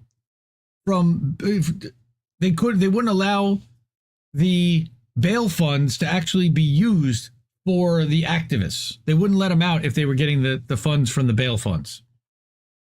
After a formal review of the evidence, Atlanta District Attorney Sherry Boston recently withdrew her office from prosecuting 42 people. Oh, I didn't hear this. Who were rounded up and charged with domestic terrorism at the music concert. We definitely covered that. After an embarrassing incident for police in March, instead leaving the prosecution up to Georgia's Republican Attorney General, who he's going to be happy to throw the book at them. Vote to Stop Cop City announced on Monday that the coalition will consider upcoming opportunities for nonviolent direct action to direct the people's frustration with council's obstruction of the democratic process. If this city needs to see a demonstration of the people's commitment to this issue, we're happy to provide one, says Kamal Franklin. Speaking of Black Power Media, shout out to Kamal Franklin. He was on with Sabby Sabs a couple weeks ago. Watch that interview. It was outstanding. I believe he was also on with Jay Buffon. He's an organizer with Community Movement Builders. This is another story that has me beyond angry because it's corruption. It is crony capitalism. It is funding killer cops. It is redirecting resources away from the community in a way that they definitely do not want. It's everything wrong with this country right here is what's going on with this. Funding fascism. Overfunding fascism, by the way, because remember, it was originally supposed to cost as much as $40 million. The price tag is now up to $90 million, and they continue to say yes. Fuck these guys. Fuck these guys. Yeah. Fuck those guys. You. I need Jimmy. Fuck you. You're cool. And fuck you, I'm out. That's right. Fuck yeah, man. Fuck you, Baltimore. That's right. Sorry, Colin. Oh, wait. Colin's not in Baltimore. He's in D.C. Right? That's Justin. Justin's in Baltimore. Daryl's in Baltimore. Shout out to Black in the Empire. INN member, Black in the Empire, Daryl. Love him. Love to Daryl. I know he came out to see Jimmy Dore when he was in Baltimore area. But, yeah, fuck him with a cactus. That's right, Snow Himbo. Oh, all right. So you can tell I'm kind of fired up tonight. All right. I got a couple more stories, but this one, yeah, okay. This is about the Hollywood strike. I know we've heard a lot about it, and some people are kind of ambivalent. There are some interesting tidbits about this strike that's happening, which is the largest strike happening currently in the United States between the writers and the actors. I believe it's somewhere around 500,000 employees of the studios that are out there on the picket lines, and solidarity to them. Great thumbnail by Crab, by the way. So this lady, Elaine Lowe, she works with an organization called Strikegeist, and they're an offshoot of Vanity Fair. Some guys, he got pissed off with the way Vanity Fair was covering stuff. He's like, I'm going to go out there and I'm going to cover it. I'm going to talk to the actual strikers. Novel concept, right? So here are this is what happened. Now, this is what actually set off the firestorm last week. Back last Tuesday or Wednesday, the list of all of the of exactly Wednesday, my dudes. Yes. That Wednesday, all of these studios' proposals to the writers was released and published, and it wasn't supposed to be. About a week and a half after the Alliance of Motion Picture and Television Producers and the Writers Guild of America resumed contract talks, the negotiating unit representing Hollywood studios has released the details of its counterproposals to the writers. Among the items in the proposed package, in the AMPTP's words, significantly higher wages, but no specifics, and increases to high-budget SVOD rental, straight-to-video on-demand residuals. Increases, but not exactly what. A new structure to train writers to become the showrunners of tomorrow by guaranteeing the length of employment and requiring at least two mid-level writers chosen by the showrunner be assigned to production. That sounds nice. Yeah. We got... Except they're going straight to AI. Right. A guaranteed minimum of 10 weeks employment for writers in development rooms. Viewership data that will be provided to the WGA that will include total straight-to-video on-demand hours per title. The assurance that a writer will not be disadvantaged if any part of the script... Aladdin 9 straight to DVD.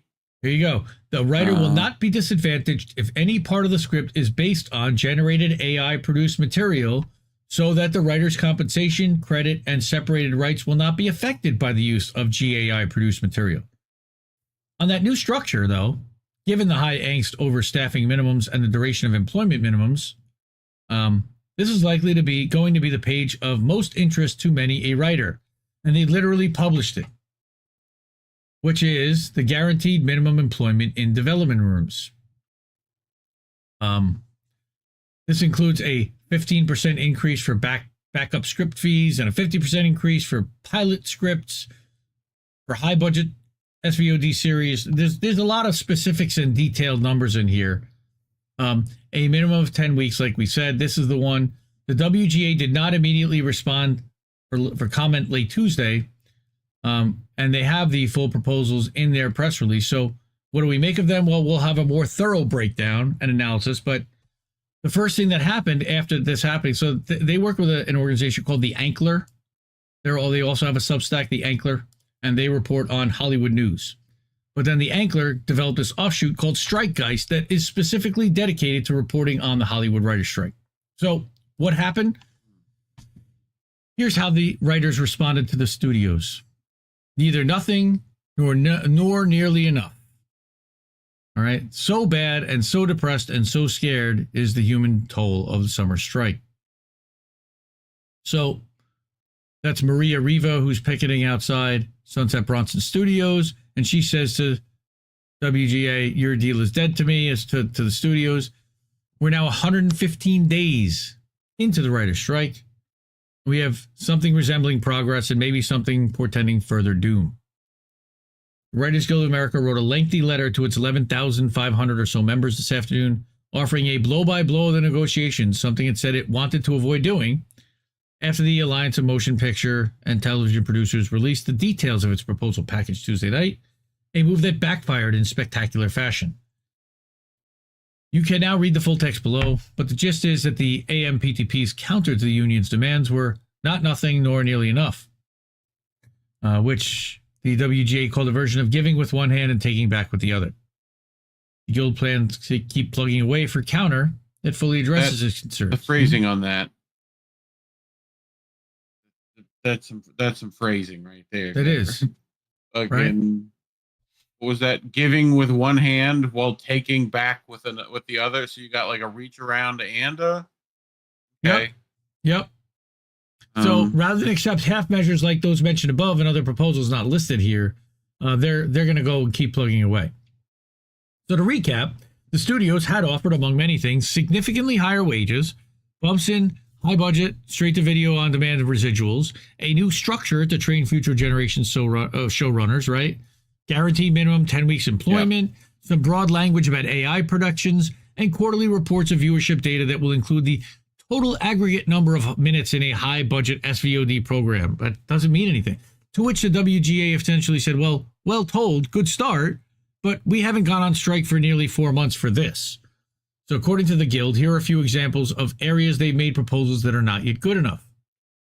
In screen, they proposed a second step, but only for a statistically tiny category of screenwriters, including all but the first screenwriters of original screenplays, they dismiss the concept of weekly pay. Greedy bastards. They have seeded... Wild. Yes, they have seeded, selected but insufficient minimum terms for some, but not all, Appendix A writers in straight-to-video on demand. For example, while comedy variety is covered, game show writers, daytime writers, and all other Appendix A writers are not covered. Why? What? In television, the companies have introduced the notion of an MBA guarantee of minimum staff size and duration, but the loopholes, limitations, and omissions in their modest proposal, too numerous to single out, make them essentially toothless. Teams of 2 writers would receive P&H contributions as individuals, but not teams of 3 or more. What? We have had real discussions and seen movement on their part regarding AI protections, but we are not yet where we need to be. As for one example, they continue to refuse to regulate the use of our work to train AI to write new content for a motion picture. Gross. Finally, what? Yep. Finally, the companies say they've made a major concession by offering to allow 6 WGA staff to study limited streaming viewership data for the next 3 years, so we can return in 2026 to ask once again for a viewership-based residual. And in the meantime, no writer can be told by the Writers Guild Association about how well their project is doing, much less receive a residual based on that data. Which they're trying to give them, like, oh no, we'll tell you the numbers, but we're not going to do anything about that. Right? So even if it does do well, you are not going to be compensated for it doing well. Nope. No. So get your money now. Imagine that in any other job. You know, your candy bar suddenly becomes the best candy bar out there. Like, and they don't give you a kickback for like making it. You know, like you wrote the recipe. Like that's your creative. You know what I mean? That's like, for example, if Jesse Jett wrote a song, they said, we'll pay you one time for that, and not every time we play that song, even though he wrote it and he's entitled to be paid for it every time. Right. Yeah. Despite all the communiques and whispers that have ultimately made their way to the press and the outcry on social media about various tactics, this arguably constitutes progress. Oh, God, they're shit libs. God, are they shit libs.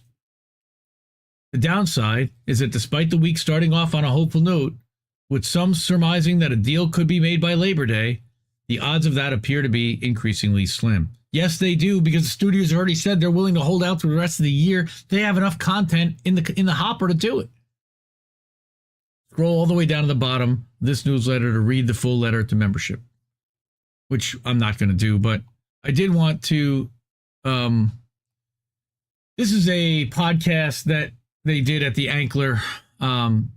Peter Kiefer did this feature. He broke down, and it's like a mutual fucking, and both sides just seem to suck right now, and the only loser is everyone, said a top manager at a firm that recently asked its principals to take salary cuts to avoid laying off any assistants or staffers.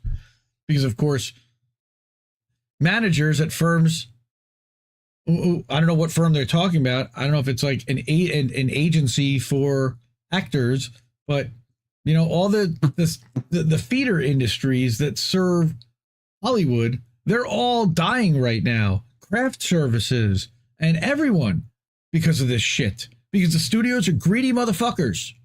Greedy motherfuckers. So I will say it over and over. In this story, we got Peter Kieferman. Thank God for my reefer, man. And the Ankler, which sounds like the worst Marvel villain. You know? Oh man, is that like the ankle biter? Ankler. Yeah, the ankle biter. That's right. Yeah, it's just a Chihuahua, the cape. Right. You know, the idea that the strike Ankler appears to be stretching into the fall is no small matter, both physically and logistically. The past 8 years, thanks to streaming's nonstop churn, the film and TV industry has become less seasonal, but the coming months traditionally have remained one of the busiest periods of production in LA.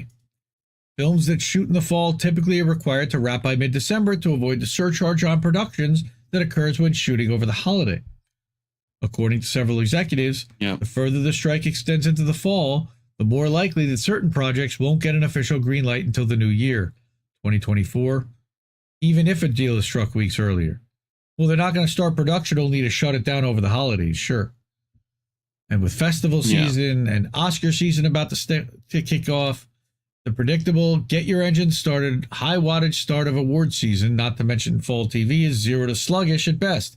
There is no fall TV anymore. It's nonsense. There is no prime time anymore. There is no network TV anymore. Worse, just a few days ago, the mood within the industry was hopeful.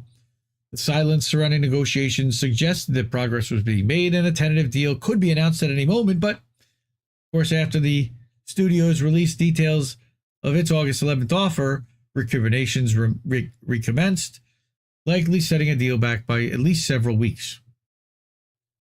So that's the full story on Maine with a paid subscription. Can't afford the Ankler. If you're an assistant student or getting your foot in the door, want to help navigating the craziness of the business, Richard is the guy who started the Ankler. Message him and he'll get you access to it. They also put up... Wow. Yeah. They also put up kind of like a little bullet of today in strike news, and they do this every day. I like the fact that they use my name. No, I'm kidding. They're literally talking about independent film producers. They can't lock in casts due to the time it takes to obtain an interim casting agreement and hope the SAG-AFTRA can begin to fast-track their grants. Yeah. Indie media.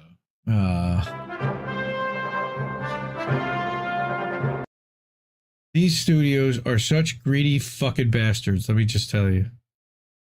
This is great. Greedy bastard. Walt Keller, dressed up like Mr. Rogers. Won't you pay our labor? Yep. You greedy dirtbag! Yes, they are. Yes, they are. Shout out to Elaine.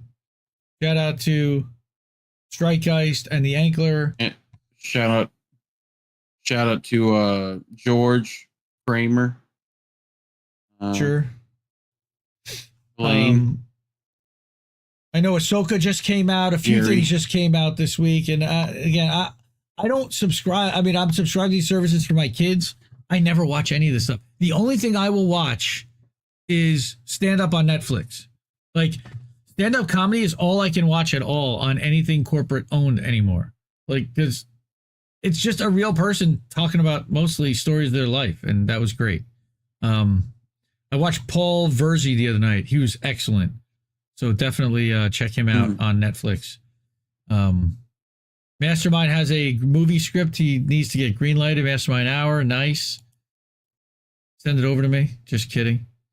Go Start, good to see you. Sean Miller, nice. Welcome. Look at this. It's like Hard Lens in the evening. Oh, the Emperor is pleased. The Emperor is pleased. Go see the White House Counsel. I'm channeling Kid now for anyone who doesn't watch Hard Lens. All right, so I have one more story I brought, and it's a really important one to me personally, and it's a censorship one, and it's a persecution one, and it's our friend CJ Hopkins. He, like I said a couple weeks ago, I haven't issued or decided or looked at Indie Media Awards yet for 2024 or for 2023. You know, come out with any new updates for this year, but CJ Hopkins and Gordon Dimmack are certainly two top level candidates who almost certainly will be getting them this year. Indie Media Awards, baby. IndieMediaAwards.com. Thank you. So, what happened? DJ, the road to totalitarianism, and I love that word, but I can't say it. Totalitarianism. Hey, everybody. We're high. It's Sunday night. It's late. We've all smoked a bunch of bong hits. So, like, I'm now thinking of totalitarianism. We're gonna slur. We're gonna slur through some shit sometimes, and that's and that's okay. All right. So yeah, turtleism. Good that's morning. Right. That's right, Sean Miller. Turtleism is exactly right. Good morning, Sean. Yeah, look, we got Mama Mush Mama Mouth is our fucking Speaker of the House. She, well, not anymore, but she's a minority leader, or was. Anyway, CJ Hopkins, the road to totalitarianism. What happened here? Well, we've been talking about CJ Hopkins and covering what's been happening to CJ Hopkins. And this was over at his Consent Factory Inc. website, consentfactory.org. He also published this over at his Substack. The reason why I wanted to include it here is because it actually has the book cover in question that all of this controversy is around. And he says, so the Germans are putting me on trial for my thought crimes, and apparently I've been found guilty and sentenced. Bear with me and I'll try to explain. This is literally like Kafka and the Metamorphosis, so you'll hear this. The Berlin District Court has issued a so-called penalty order or order of punishment in which I am advised that I am now officially a criminal in Germany for tweeting 2 tweets. According to my attorney, a trial will now be scheduled at which my attorney will argue the case before the judge that just issued the order of punishment. At this trial, the judge will listen attentively to the arguments my attorneys already made in writing, consider them carefully, and find me guilty again. Then, the judge will reaffirm the order of punishment. Go ahead and read that paragraph again. I'll wait. No, I won't. I'm going to jail! After my Kafka-esque trial has concluded, my attorney will file a series of appeals which will fail, at which point I will have to decide whether to pay a fine of €3,600 or go to German prison for 60 days. I think we covered that a couple weeks ago. days. Well, still, this process. I mean, they might as well throw 9 more on there, you know? I'll throw you in jail for 69 days, bro. Sorry, no. This process will take months, if not years, and will cost CJ God knows how much money in attorney's fees, court costs, and then the €3,600 fine. Yes, he's going to pay the fine. He's not going to German prison for 60 days. Life's too short.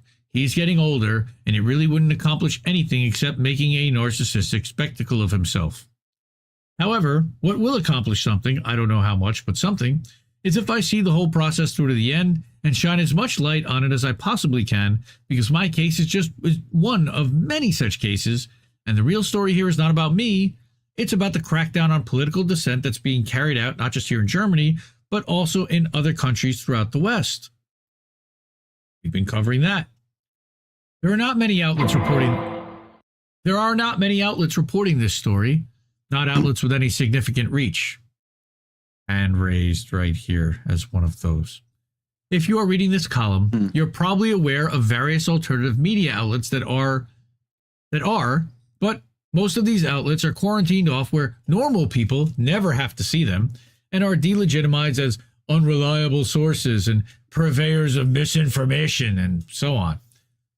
There are a few bigger sources covering the story, which are also increasingly being branded illegitimate. Matt Taibbi's Racket News, Michael Schellenberger's Public, Glenn Greenwald's Locals Operations, and I'm sure I'm forgetting a few more, forgive me. Yeah, like this one, I'm just kidding, CJ, I love you. I'm just kidding. You are fake news. The point is, unless you are a charter member of the science-denying, conspiracy-theorizing, hate speech-speaking, anti-vaxxing, misinforming, left or right extremist club, i.e. people who read... Well, people who read weird malinformationist publications like The Gray Zone, Off Guardian, Zero Hedge, Dissident Voice, and Unlimited Hangout, all of which we featured on this show, by the way, and who are planning to vote for Bobby. The next sentence. And who are potentially voting, well, who are potentially planning to vote for Booby Kennedy, or God help them, Donald Trump. You probably have no idea. You probably have no idea what I mean when I refer to the crackdown on dissent. Or you do, and you think it's just honky-dory. I love that he said honky-dory. I don't mince words. The folks who think it's honky-dory are totalitarians. They're fascists. They applaud the crackdown on dissent. They applaud the criminalization of dissent. Totalitarians, you mean? No, they're not Italian. They're totalitarian. Mm-hmm. Well, Totalitarians. Well, I did. They did it. They did elect a hard right fascist. I hear that the lady. They applaud the censorship of political speech, of any speech they do not agree with. They want their political opponents in prison. Julian Assange. They want everyone who disagrees with them punished. Political opponents in prison. Donald Trump, by the way. They want people who offend them canceled. They want anyone who refuses to conform to their official ideology erased. I've been calling these people totalitarians and fascists for a number of years now. I do not enjoy that. I'm not doing it gratuitously. Some of these people were my friends.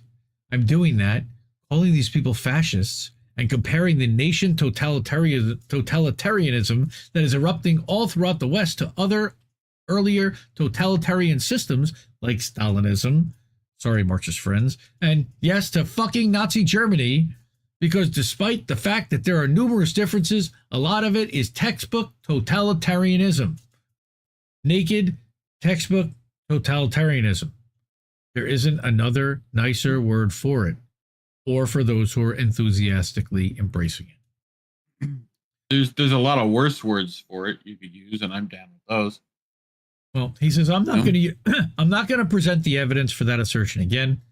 I've done that ad nauseum, much of it in my latest book, which is banned by Amazon in several countries, and which bears a warning on other Amazon sites to visit the WHO, the CDC, or your local national health authority for the latest information on COVID-19 and vaccines before you consider buying it, and the cover art of which is about to make me an official hate criminal with a criminal record. That's right, as I explained at greater length in a previous column, the pretext for this so-called hate crime prosecution is 2 tweets that I tweeted almost exactly 1 year ago for the cover art of that very same book, which just happens to document the rollout of the new normal, i.e. the new totalitarianism in 2020 and 2021. Here are the 2 tweets that constitute his hate crimes. Here are my hate crimes, right? Here are my hate crimes. Coronavirus! The one on the left reads, quote, "The masks are ideological conformity symbols. That is all they are. That is all they ever have been. Stop acting like they have ever been anything else, or get used to wearing them." And guess what they're trying to do is put them back on, everybody. It reads, the other one on the right is a quote by Karl Lauterbach, who is the Minister of Health of Germany. It reads, quote, "The masks always send out a signal." The image is the cover art of my book, and it is a surgical mask, a cloth paper surgical mask with a swastika. It's very hard to see, but in the middle of it, you can see a swastika emblem. Wow, incredible. Okay. Say what you want about me and my writing. I can be provocative, and some of my political satire is bombastically over the top, but as Matt Taibbi put it in a recent Racket News piece, which we read on this show, I believe, last week, no amount of drugs They exists. call me Mr. Bombastic. Oh, that's not what he said? No, they said he said no amount of drugs exist that if I consumed would allow a rational person to conclude that the writing of C.J. Hopkins furthers the aims of a former National Socialist organization.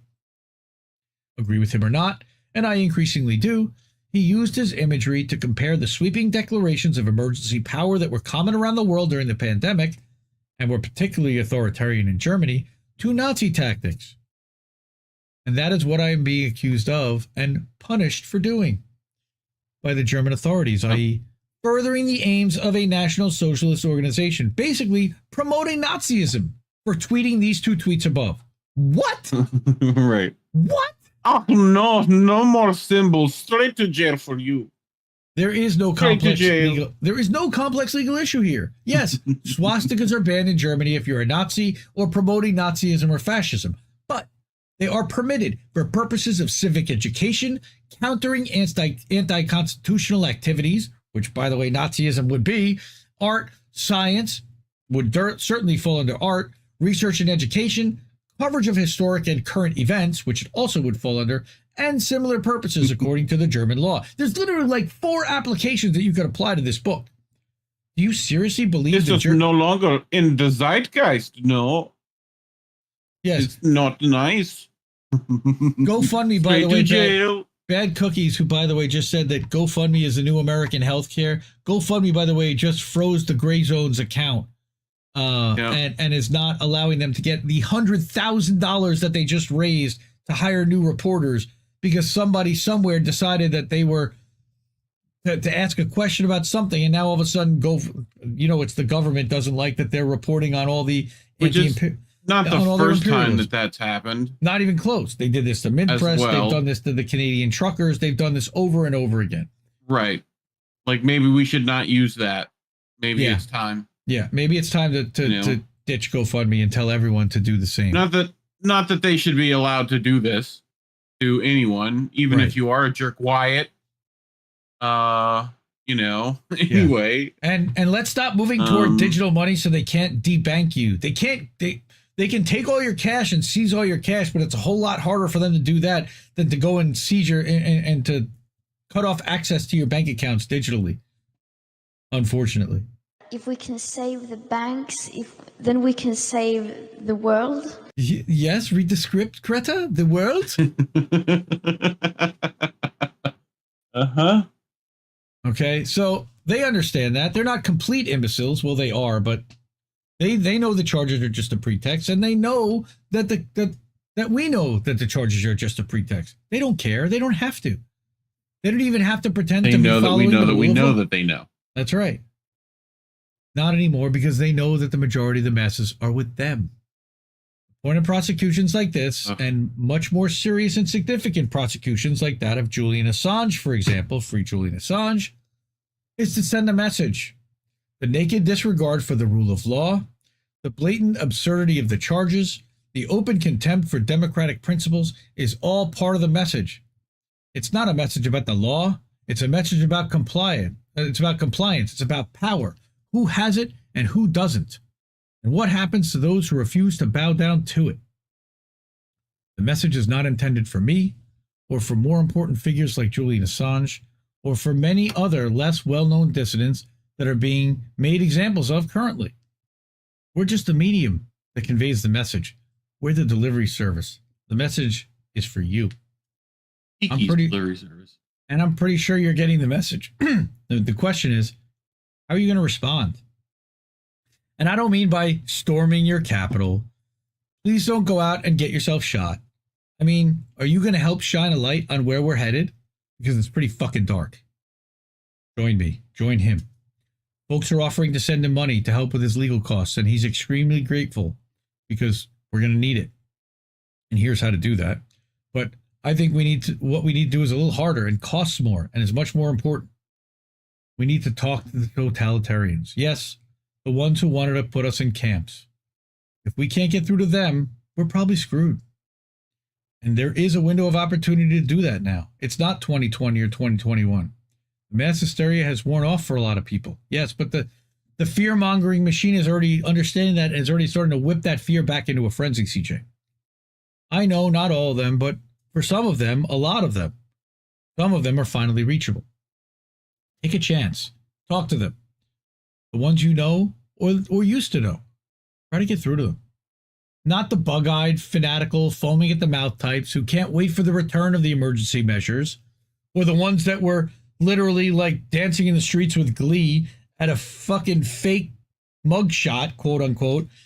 How the hell do you have a mugshot when you're wearing a tie? I've never seen a mugshot and a tie in my life. Also, mugshots, don't they need like this bit? Like you got to have this. Like you can't have a mugshot without this thing. You know, like you need the little placard with your new jail number on it. You know, so like the other ones, you know the ones I mean, the ones who want out. You can see it in their eyes. Take a chance. Talk to these people. Totalitarianism, fascism is not an identity. It's a mindset. No one is born a fascist. People can be deprogrammed. Some of them can. And at this point, we all need to help. We need all the help we can get. Yeah, we do. So it's your arraignment number, according to Bad Cookies. Yes, that's right. So if you're one of the kind and generous folks who have been asking what you can do to help and offering to send me money, sure, go ahead and send me the money. Thank you. I've been overwhelmed by your messages, and I'm sorry that I can't personally respond to all of them. I'm one of the people that reached out to me almost immediately and said, where can I send you some money? But also consider what I'm suggesting. If you can possibly bring yourself to do it, talk to the normies. If you can't, I completely understand. Trust me. I'm still just as angry as you are. I'm hurt. I feel betrayed and abandoned. I have a feeling that some of you feel that way too. So I know what I'm asking you to talk to the new normal totalitarians, the ones who might be reachable. But if you can't yet, don't. But if you're able to, try. Don't try to convince them that you were right and that they were wrong. Just shine a light on the road we're on. Try to get them to recognize where we're headed, regardless of who was right and who was wrong about whatever. We're all going down this road together. Personally, I'd not ride it all the way to the end and face what's down there this time, and certainly not face it alone. One of the ways that I read somewhere that CJ may actually run into tax issues in Germany if you just donate him money directly. So one of the great ways to support him is either to subscribe to his Substack or to purchase his bestseller book on Amazon. So that's why I'm showcasing it here. Go buy CJ Hopkins' book, please. Support him. I love this man. I don't even know him, and I love him. CJ fights for us. There's no doubt about it.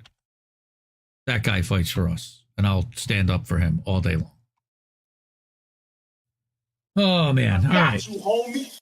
Yeah, I got you. You bet. Oh, so one other thing that I wanted to showcase here with CJ is he did put out a Substack article with the details of his legal defense fund and how to donate to it. So to get things going, Catherine Austin Fitz, who you may already know, she generously offered to match the first 500 in donations, which they long since cleared. Bobby Kennedy, Booby, wants to kick in. Don't tell anyone he's getting demonetized enough, as does Matt Taibbi, and I'm extremely grateful. He expects that he's going to need to raise somewhere at maximum about 25,000 euros. That guesstimate is based on lengthy and ultimately unsuccessful battle in the German courts. Some are telling him this could go all the way to the Supreme Court, the Bundesverfassungsgericht. Yeah. Wundercourt. There's a chance I could prevail, but the way things are going, it seems pretty clear that the German authorities are determined to make an example of me. The rule of law be damned. My intention is to shine as much light as possible on their abuse of state power along the way, because my case is just one of numerous examples of the naked crackdown and dissent that's being conducted, not just here in Germany, but in other countries throughout the West. Also, Alina Lip, by the way. I love how the word for their Supreme Court literally has the fashion. Like fascist. Bundesverfassungsgericht. Right. So that's why he's setting up this legal defense fund. All right. I've been hesitant to do this because, well, I have a problem asking for money. You and me both, pal. As in, I don't like to do it. But I've been deeply moved by all the readers who've been asking where they can send donations and otherwise expressing their support more than I probably let on, as I generally try not to get too emotional in public. Oh, and one more thing, then I'll give you information. If you're just getting by or struggling financially, and I will repeat this for myself as well as for CJ. If you are just getting by or struggling financially, please don't send me your money. I run my Substack on a free or paid subscription basis because I know that many of my regular readers can't afford a paid subscription, and I have faith that readers who can afford one will voluntarily pay for one. That model has been working well so far, at least for him. For me, I've got one. Spalding Showalter, I love you, man. Thank you so much, really. You're the best. We've got a few Patreon supporters. We have a few Patreon supporters, both at IndieLeft.news, at patreon.com/IndieLeftNews and at patreon.com/IndieNewsNetwork. We have a few subscribers at our YouTube channel. I'm grateful for all of you. Seriously, man. It's great. Thank you. Nikki. Yeah. I think Nikki's still a subscriber over at the Patreon. Really, everyone that supports us. And if you can't, just share it, like it, tell everybody you know about it. That's all I ask. But the same logic applies to this legal defense fund. If you can't afford to donate, there are other ways to help out. Spreading the word about my case and other cases like it. Paying attention to and speaking out against the state and corporate censorship that's intensifying all over the world. Recommending CJ Substack, books, etc. If you can afford to donate, thank you. And then here's the information to do that. PayPal, Substack, buy the book. That's it for now. Any other means, if any other means, donating become available. And he forgot to mention to buy the book, because that's also one way to do it.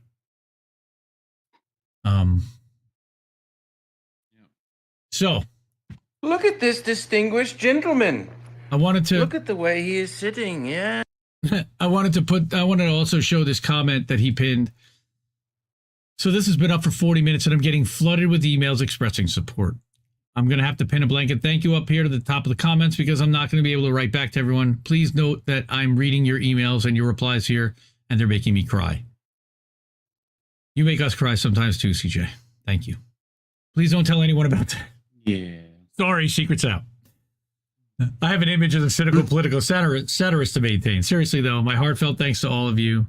Also, if you send me an email, please do not include attachments. I delete such emails with extreme prejudice. And later on that night, he put a postscript. I'm really overwhelmed by everyone's generosity and support. Thank you. Also, I know some are having trouble with international bank transfers because their banks want my home address, and I can't share that publicly, obviously. So he's working on a solution to that, and he'll keep you posted here and update the original post when he gets to work. So I put in a thing about how we stand with him, and I commented on that as well. cjhopkins.substack.com, cjhopkins.substack.com, or consentfactory.org are the best ways to support CJ. Hook him up. That man is awesome.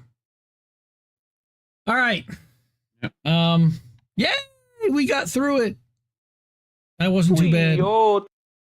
Fuyo. Oh, Uncle Roger's in the house.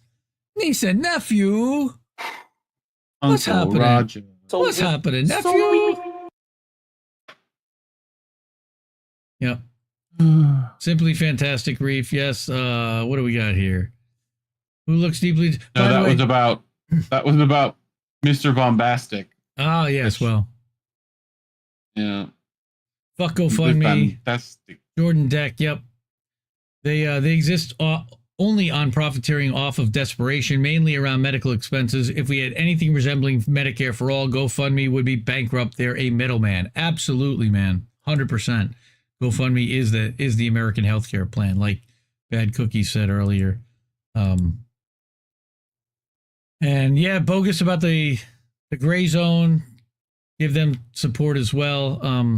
Go subscribe to the Gray Zone Patreon, but I'm guessing that at some point government will come after Patreon too and tell them to stop supporting the Gray Zone and stop accepting money. So then you'll have to go to the Gray Zone Substack, which they'll have to activate through Stripe, and who knows if Stripe will allow them to bank through that. I mean, it's really a problem when they're trying to make it incredibly difficult for news outlets that report on corruption and on NATO imperialism to be able to get paid and funded by their users and by their readers. It kills them because it's the one model they can't really beat unless they take away your ability to bank. Like literally, that's the only thing they can do. Otherwise, they can't get between you and your audience. By the way, this is what they're going to try to do to Tucker Carlson. This is what they're going to try to do to everybody that's going to speak out against the establishment at any point. So, Jordan Deck, thank you, man. Really appreciate you. Man, 2 years. 2 years, man, 2. We've done between 4 and 8 stories an episode. Do the math. You're talking close to 400 articles that we've read. I haven't actually 2,000 years later. Right? I haven't actually counted up the numbers, but it's hundreds of independent outlets, hundreds of independent journalists. I only wish that there were 100 more shows like this that were showcasing independent journalists like this. And shout out to the ones that do, like Sabby Sabs and RBN and Hardlands Media when he does. Kit, more independent media, please. Less corporate media, please. I know you love to criticize it, but come on, more independent media. Let's get the story from our own brothers and sisters. All right. Yeah. Congratulations. Congratulations. Nice. Very funny. The number of bong hits Reef has taken in 2 years worth of shows, that's very funny, Cookies. Oh god, that would be somebody can probably make a whole edit of that. Awfully large number. Not be terrible. It would take many, many, many hours to complete. many men. Thank you. Really, we appreciate everybody sticking with us, and we're like you said, gonna take a month off after this, but we'll be back. We're not going anywhere. And in the meantime, we got other shows on INN that we're going to be doing. I'm not going anywhere. I'm still doing American Tradition with Jesse. Still doing Nobody Wants to Work Anymore with Hembo.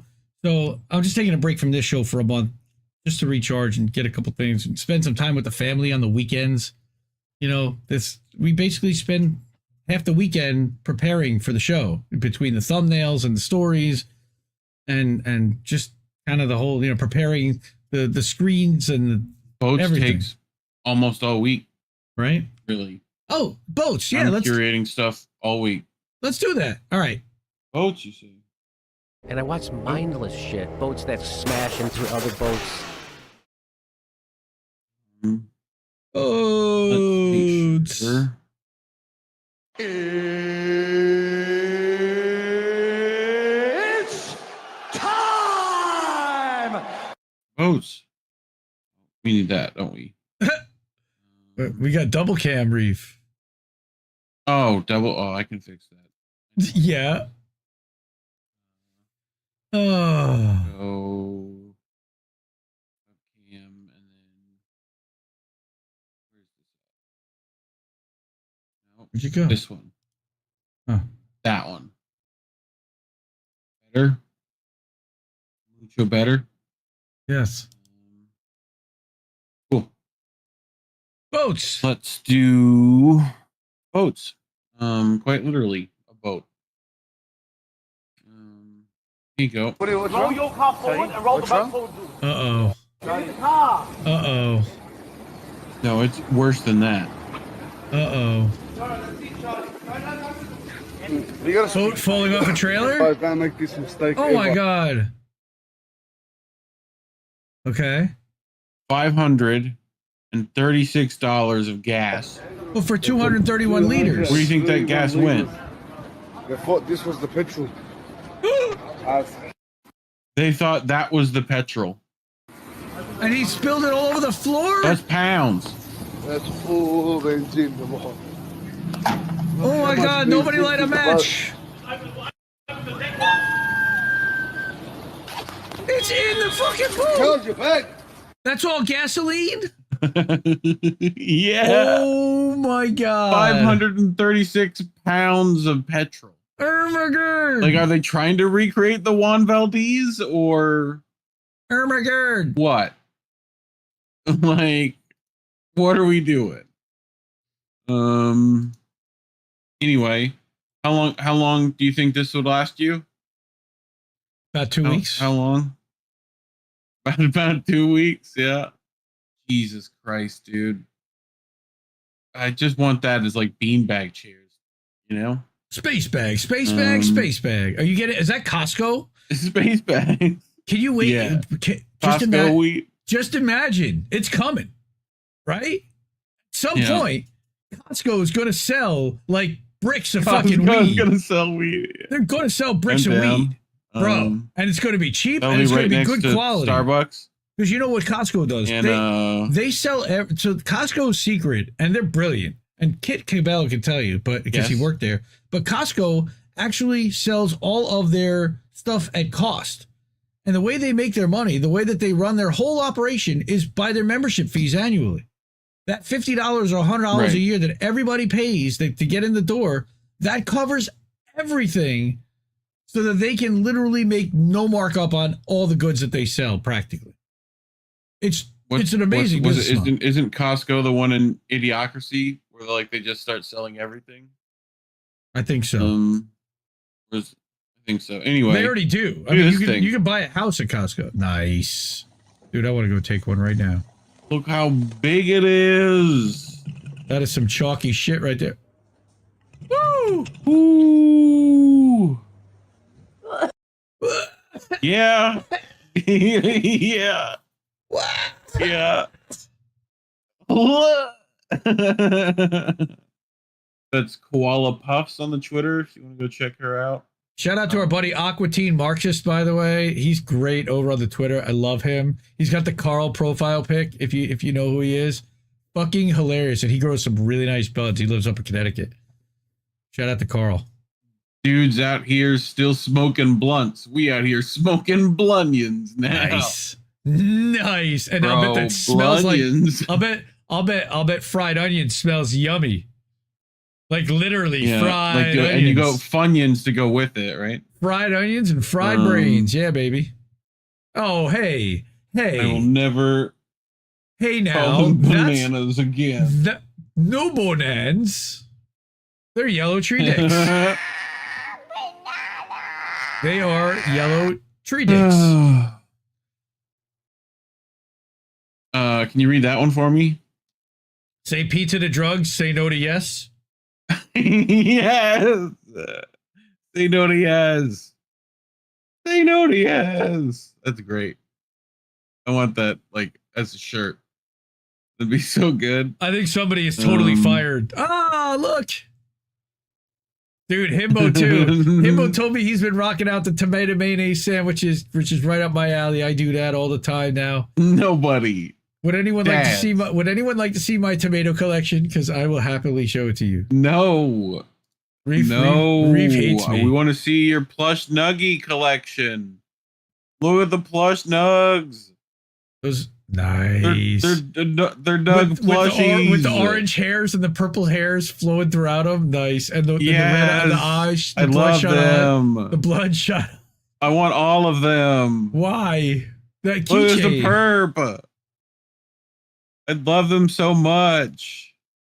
Where can I get fauna dolls? Someone find me that. No. No. Hashtag no. Why do Americans eat like they have free health care? Yeah. That must be from the Heart Attack Grill, literally. Hamburger. Yes. It's a macaroni cheeseburger. Cheeseburgers, Randy. That looks really good. I'm not gonna lie. I would I'm okay with that. There you go. How many lips does it take to get to the center of space? Oh my word! Is that a slide or is that like a chillum that like the whole thing's just paper? No, it's just the whole thing's just blunt wrap. Like, dude, what are you gonna do with that bulbous end? What a waste! You light all that. That's what you light first, and then you puff on that. Well, it's like a big ring gauge cigar. I'm down. Okay. A 1, a 2. You get that reference. I know you get that reference. No bonus. A 3. Guys will see this and just think, hell yeah, brother. Look at the popper. So cute. Is that supposed to be Hulkamania? Buying a bong in 1997. One large water pipe for tobacco use only. Yeah, right, dude. I literally so funny, but I went into the city Friday night to see Jimmy, and I met Greg, and literally between the diner where we met up and the one block to the theater, there we passed a shop that would have been a paraphernalia, like a bong shop in the past, but now they actually sell weed in there. And I'm like, bro, you can like walk in and buy shit now. And he's like, yeah, pretty much. I'm like, yeah. Oh, this is what I waited for my entire fucking life. With that? Right? That's a Seinfeld episode. Future Seinfeld episode is like going to buy weed. George comes in. Weed's legal now. What's the deal? I bought it in a dispensary. Great. How much tax did you pay? You paid Kramer gets an edible that's too No, Kramer it's too crazy. Kramer's still Kramer's still got a guy that delivers because you can't trust what they show in the stores. Oh, I can write You that gotta trust episode. them. Elaine brings the cake to work, like a space cake. Be great. Oh. What? I did it all for the nookie. Come on, the nookie. Come on. limp brisket. Yeah, that is some limp brisket right there. Chocolate starfish. Speaking of chocolate starfish, hot dog flavored water. That's right. But speaking of funny, Jimmy does a bit in his act about a drag queen and how he had to tuck it back. He had to tuck it back. Actually, I think it was and tuck it back, and it's so big that it touched his chocolate starfish. And he says, and that's a direct quote because you can't change that. And the whole audience just rips out. That's a great line from Jimmy. So funny. This is the new iBuds. Nice. Earbuds. Yes. Yeah. Earbuds and chest buds. Yeah. Nice case. Space case. Does that charge them too? I hope it charges the J. You know? Here we go. Ready? The girl goes down the slide. The boy goes down the slide. Why women live longer than men. Yep. My two older children were trying to lay out all of their Pokemon cards, but the youngest kept intervening, so they duct taped him to a chair. Oh, what are they? Ukrainian soldier? Yeah, exactly. Bro, that looks like 2022 March, Ukraine. I saw dudes tape the telephone poles like that all over Ukraine. Wow, fascism coming home. Here we go. You'll sympathize with this. You're having 4? You're having 4? Yeah, but what's funny? Okay. Yeah. Do you understand why he said that? Yes. Okay. Yeah, because there's 4 photos in the strip. That's right. You know, it's one baby. Right. It's 4 pics of the same baby. No, it's the same one. You didn't get the end. No, it's the same one. You're having 4 of them. I love it so much. Okay, that's really funny. That's really funny. You'll like this one. This is why you don't want to have 4 of them. Goodbye, Kunto Mari. Manchi Gusada. What? He fucking broke the fucking windshield. Oh my god. Ow. Oh my god. Ow. Yeah. He seems fine. He's okay. Like what? Yeah. What do you mean? He's okay. Oh my god, dude. Where did you get those? There you go. We got them from out in the big grass, and I love them. You love them? Yeah, I make them. Grass? Oh, those are like giant grassy things. No, that came out of the trees. Yeah. Yeah. No, those things will stick to anything. I love them. I love them. Oh. Dwarves. He's the dwarves. Yeah. Here you go. A lo que yo vine fue a esto. Oh. Oh. Oh, I felt that one of my one. new favorite sound bites in these. Wait, I need that again. I need that again. Future WWE stuff. Oh. Oh, that's right to the bridge of the nose too. That kid's lucky he didn't get smacked. Yeah.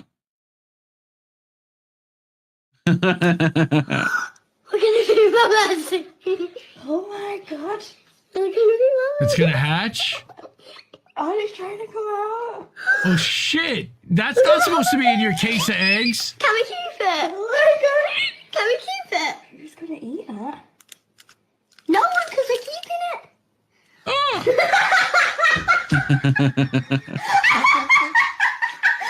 Wait, what? Oh, funny. There was nothing in It was there? just a finger. Oh shit! It was just a finger with a little smiley face on it. That's messed up. That's messed Very up, funny. B. That's messed up, B. Yeah. Who you fucking Casper? Baby Joker. Baby Joker. We're just gonna make this quick. Oh no! Our Oh, discussion topic. dude, workout bands never a good idea. Oh, that's gonna give him a red mark I right mean, they across are the if you face. use them right. Oh. Yeah, but they always end up doing that. Only occasionally. Only occasionally. Only the ones we see. This was. If you get the honk, if you best the honk, you get the bonk. We had that Minnie Mouse car, by the way. Oh, oh, and she's got the squishmallow. Dude, this could be on my daughter's fucking bed right there with the rainbow blanket and the squishmallow and the Minnie Mouse car. That might as well be my kid right there. Oh, you mess with the honk, you get the bonk. What is this, fucking NAFO? Yeah. No. No, the honk was before NAFO. It's okay. Oh, good. Okay, good. The bonk. Fuck them doggies. They took it and ruined it. Look! Adam, look! Oh. Go! Go! What I can do? Oh, no. Oh, I saw that happening. Oh. Yeah. Oh. That's nice. Wow. Ouch. Just straight to the back. In the back of the dome, too. That's brain damage. Slight. Watermelon. Oh. Let's split it in half. Perfect. Perfect. Perfect. Now we just get a spoon. You know?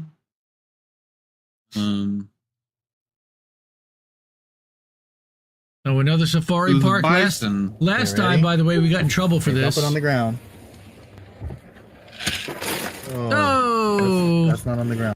that's not on the ground. No, I just spent $6 for that fucking bucket, and now it's not on the ground. Now it's. Okay, ready? Okay, dump it on the ground. Oh, that's not on the ground. I so feel for that dad. I so feel for him. Yep. Do you feel for this? Go. Oh, God. Jason! Oh, my God. John in Knoxville, we're going to jackass. Jason! Yeah, dude. That's exactly what it is. I'm John in Knoxville. Welcome to Jackass. Yeah. I'm surprised they didn't have like a kid version of that. Oh, dude. There might be a bit of a liability issue with that. Maybe, but like there's some parents that would, you know, Yes. as long as it was like safe stuff. Like Another friend. Just how you got the just how you. Uh-oh. Just how you.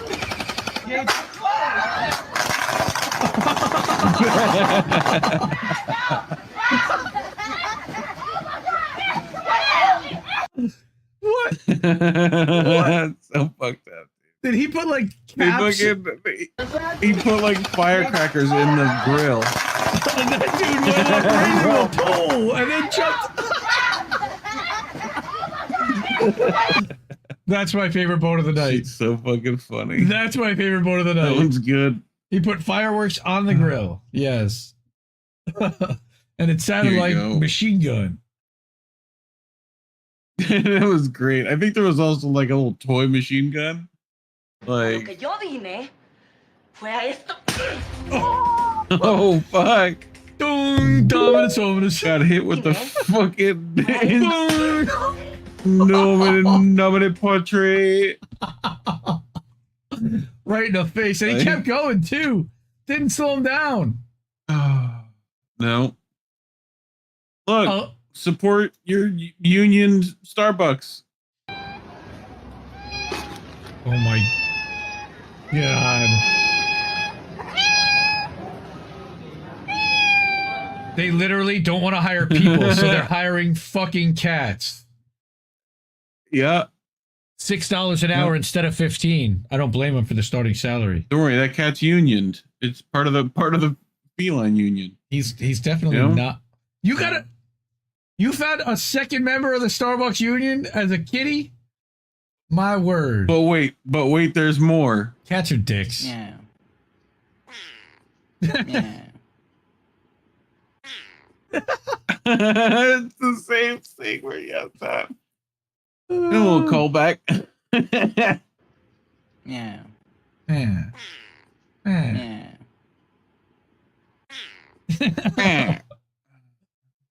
Cats are dicks. They're cute. Just like Colin says, cats are dicks. He's mad I called him an axolotl.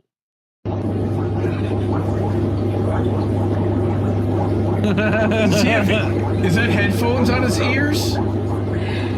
No, it was like a towel, I think. Oh my goodness. But he does look kind of like an axolotl like that. I'm not gonna lie. Look at the eyes. He's so mad. He's so unhappy. I know, dude. He's so pissed off. Fucking white lady. That's great. Look, I'll call you the Wambulance. That's a Halloween costume.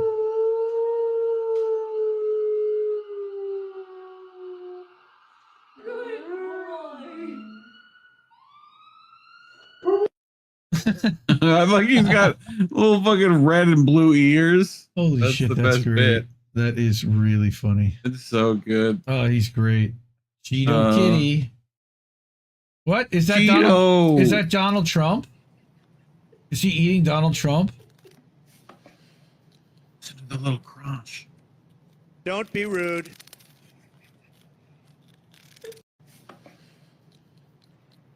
Oh. ASMR cat. Oh, that crunch. Crunch. Oh my gosh. Cheeto. So cute. Crunch. Crunchies. Got it. So fucking cute. I love him. Bring me Cheeto boy.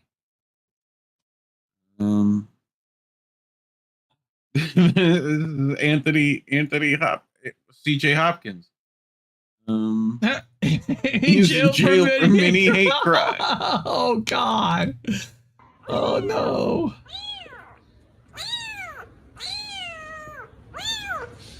Nobody knows the trouble I see. I'm gonna hit download on this, and then I'm gonna make a tweet about that later. Nobody knows the trouble I see. You're not escaping. I know. Oh, he's pissed. You little asshole. If you didn't fight me. Wow. Yeah, he's trying to tell you something. Okay. Nah, you're in the burrito. Wow, he's gonna try. Life now. He's gonna bite you too. I'm gonna bite you. Yeah. I'm gonna fight you. I'm gonna bite you. Bite you, son. Cats are dicks. Cats are dicks. I feel like monkeys are more of a dick though. Yeah, but monkeys can be funny at least. Cats are just dicks. Monkey. Yeah. Hey, monkey. Hey, monkey. See, they're funny. What the fuck? Motherfucker just did a triple Lindy. Oh, now he's biting on his arm. You Damn it. bunglums, boy. Get over there, hurt. You can't even be a monkey. Move. You gonna punch him in the face?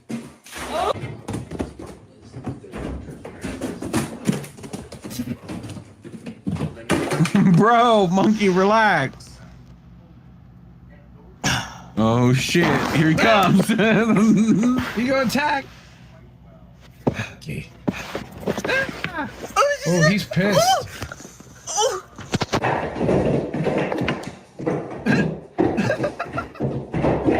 Good luck trying to catch him.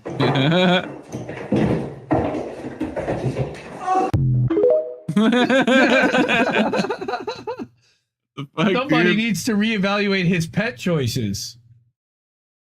I know, right? Look, a kitty! Getting milk all over the other kitty. What sounds Jesus. though? What is this? A Amaranth stream? ASMR. Yeah. Kitty ASMR for all you freaking feline fetish clowns. Gross.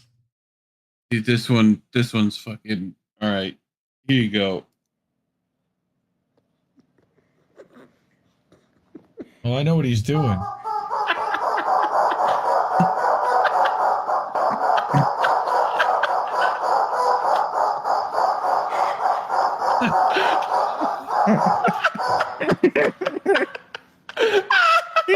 It's a duck.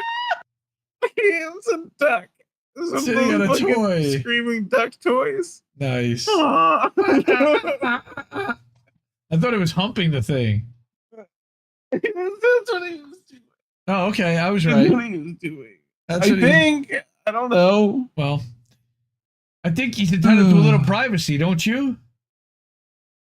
No. Oh my god. Is that real? That's a weird looking doggo. Oh my god, look at that face. Oh, what? Dog. Oh, bear. Nice glow. Oh. What the dog doing? Oh. What the dog doing? Oh. I'm gonna eat you. Oh, look at the puppy. This has got to be puppy Russia. bear love. In Russia, puppies love on dog. Look at that thick head doggo. Come back, Oh my thick god. head. Where are you going? Oh, that's so adorable. Look at the baby bear. Yeah, square head boy. Oh. Bears need love too. Yeah, until they're There's one 8 love foot too. tall. There's one love. I'm gonna get you, fucko.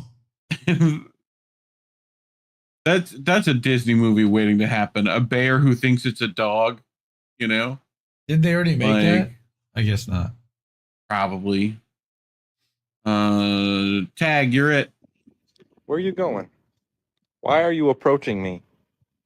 Can you not? Sir, can I? What the fuck? What the fuck? Fucking Tag, you're it. What the fuck? Okay. Oh, raccoon boy. Look, monkey again. I think that's an orangutan. Oh! Yeah, don't fuck around with those things. They're strong. That those things are face, strong as holy shit. Oh! Like, bow.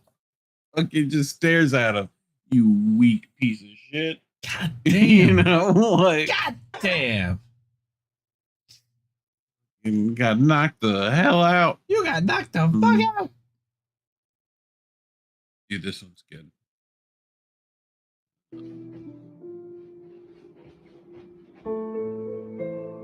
Hey Google, stop music.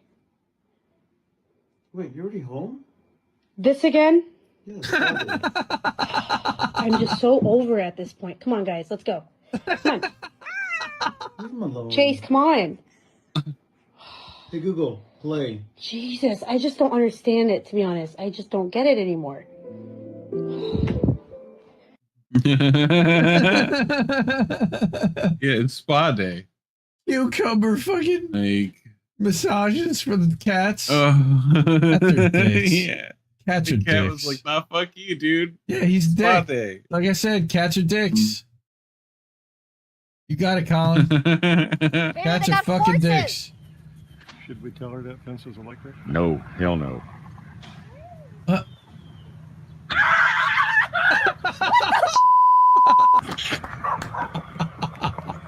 baby, you're scaring the horses. I just peed my pants.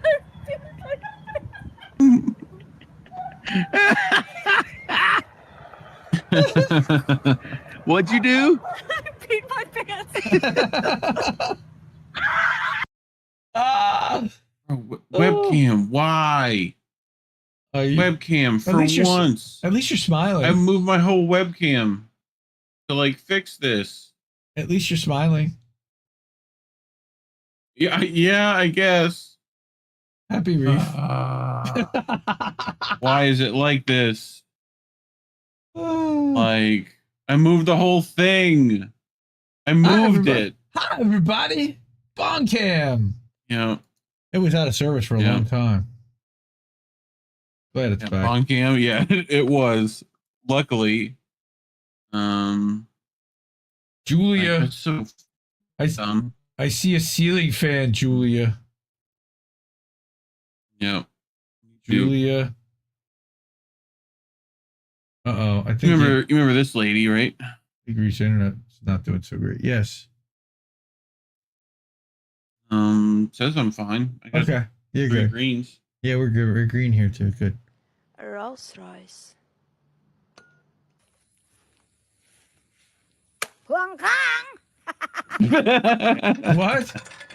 Oh.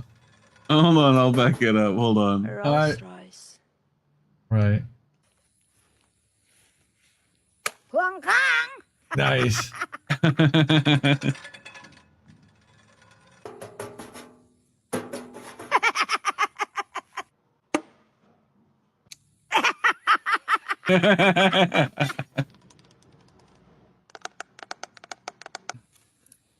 ASMR with her fingernails? Rolls Royce.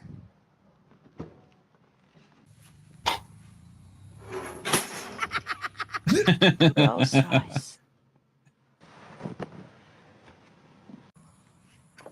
Like literally just recording, running your fingers over the material. Rolls Royce. Rolls Royce.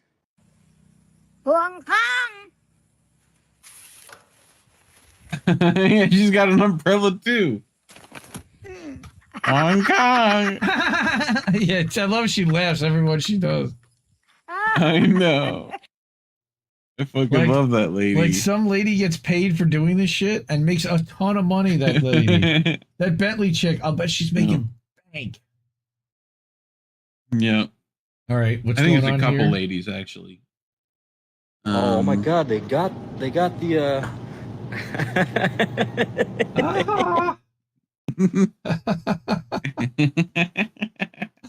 That's very good. I just thought that was fun. Very funny. Clever. This is a tropical update with your favorite meteorologist. I get the greatest ratings. Look at it. This is Tropical Storm Hillary. Take a look at her. It's the only time you'll ever see Hillary not wearing a pantsuit. Hillary has the potential to be deadly. Just ask Jeffrey Epstein. Hillary has the potential to cause mass destruction, very destructive. Just look at what she did to the blackberries, all those horrible blackberries. Hillary has the potential to wipe out everything in her path, just like she did with the servers and all of those big, beautiful emails. Hillary has the potential to cause very heavy and severe winds, more winds than Eric Swalwell on national television. He let one go, his flatulence, you know what I'm talking about. And this never would have happened if I was your president. I stopped Hillary once, and I would have been able to stop her again. We would have built a beautiful wall here on the southern border to stop Hillary and anybody else that we wouldn't want entering our country. Believe me. Oh my God. Believe me. Bravo. So bravo. good. Don't be rude. Check him out. Dude, bravo. That's spot on. Dude, if I played that on the podcast, I don't know if people would be able to tell that wasn't him. Oh, this fucking clown. We do a little trolling. It's called We Do a Little Trolling. Just address a question that is on everybody's mind at home tonight. Who the heck is this skinny guy with a funny last name, and what the heck is he doing in the middle of this debate stage? I'll tell you, I'm not a politician. The hope of a skinny kid with a funny name who believes that America has a place for him too. The last person in one of these debates, Brett, who stood in the middle of the stage and said, "What's a skinny guy with an odd last name doing up here?" was Barack Obama, and I'm afraid we're dealing with the same type of amateur standing on stage tonight. Come over and give me a hug. I'm gonna come. Yes! Yes! I love that you need the Boris Johnson afterwards. Oh, God. By the way, Jimmy said that on Sunday that he might invite Vivek on the show, that Vivek's been asking to come on Jimmy Dore's show. Oh, God. Yes. Don't do that. Just don't. Just don't. Just don't. Anyway, female birds just existing. Yeah, you fucking love this shit. Male birds trying to find a mate. Yeah. Well, just that. Yeah. You love this shit. Yeah. Flaunting it, baby. Here you go. Viagra Beck. Oh my God. So great. Oh, I saw this. Don't drink the Kool-Aid. Yeah. Oh my God. Somebody said, what a waste of a gallon of Kool-Aid. Right, yeah, like that jungle juice is gone. Bert Kreischer would have been very upset. Oh no. Bert drinks a gallon, Oh, no. a gallon of Kool-Aid a day. Gallon of Kool-Aid. If you've never seen that bit where on Two Bears One Cave where Bert and Tom do this bit about Bert drinking a gallon of Kool-Aid a day, watch it. You will piss yourself. I think we might have played it. I think we played it before on boats. I don't think we ever played it here because we would get copyright strike, but it's. I think we did, and we didn't. This is Kool-Aid. This holy shit! That's fucking Kool-Aid. Yes. This is he's got to deal with the spider. He got tasked. It ain't no gum, boo. Keep spraying it till it drops. Till it drops. Yeah. It dropped on him. Oh! Well, you sprayed the ground. It's about to be slick.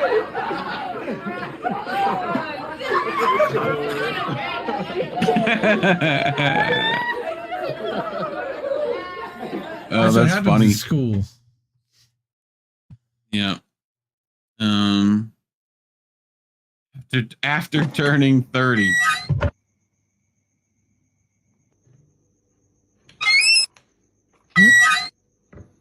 WD-40, hell yeah.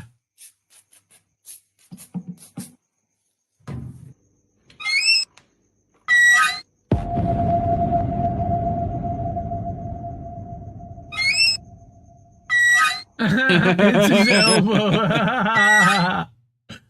He can't put WD-40 on his elbow, no. That's going to require surgery, sir. Surgery. You pizzaed when you should have French.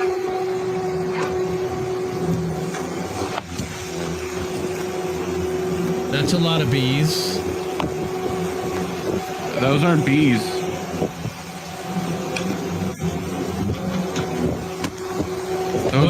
Those are not bees. Are those murder hornets?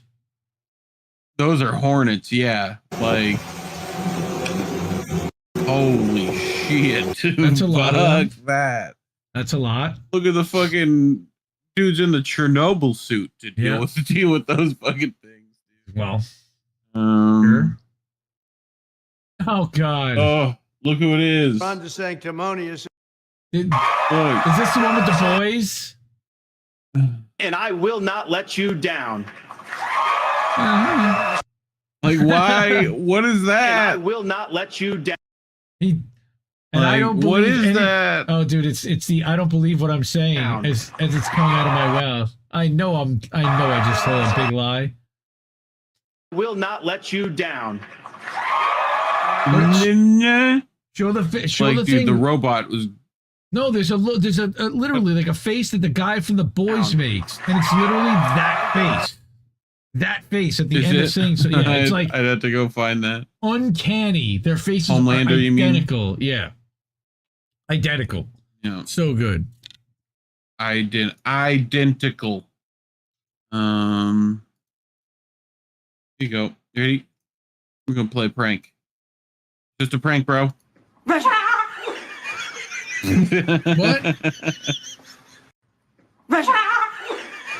She just peed herself. She totally peed herself. That's why she bent over like that. She peed herself. Arms. She went tricks. Yay, our new robot overlords serving us ice cream. Frozen yogurt. That's right. Ice cream's so good. Okay, I like the swirl, the vanilla chocolate soft ice cream swirl. Sure. Right, okay. Uh-huh. Are we going to get sprinkles next? Of course. And what are... There's sprinkles. Cool. And... more sprinkles.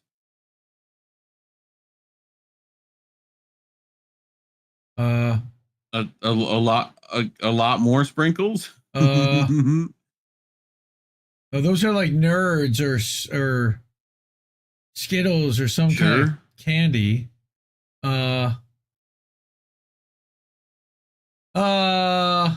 Oops. You son of a bitch. Oops. You son of a bitch. You had me. And I paid for that. I was down. I'll pay for that. Doing good. Yeah, I'll pay for that. You paid for it. Yeah. Nice. Someone paid for this though. He go over the car. Please tell me he wheelied over the car. Oh no, he didn't. Oh no, he didn't. Oh. No. Oh, he broke his leg. That leg is broke. Nah, he's all right. The fucking wheel is fucked up though. Anyway, this guy might have broke his leg.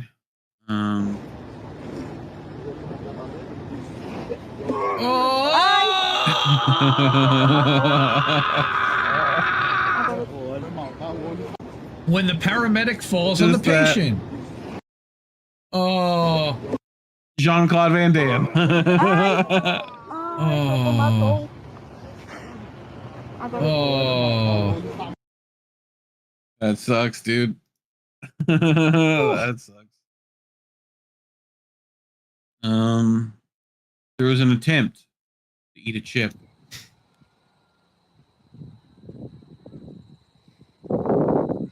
Dad stance, dad hat, dad shirt.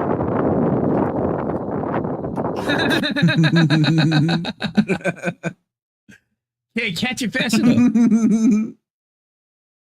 Nope. Oh shit! This is if people skipped instead of walking.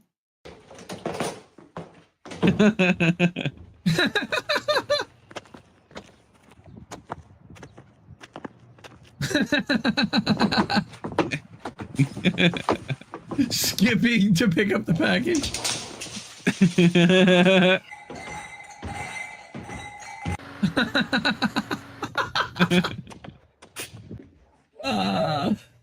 Skipping with the baby. No, no, no, no.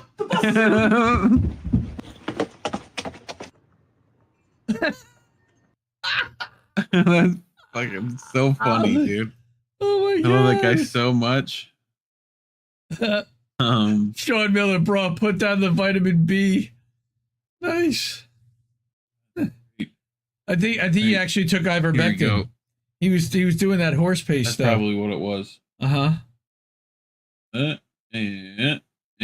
Cool.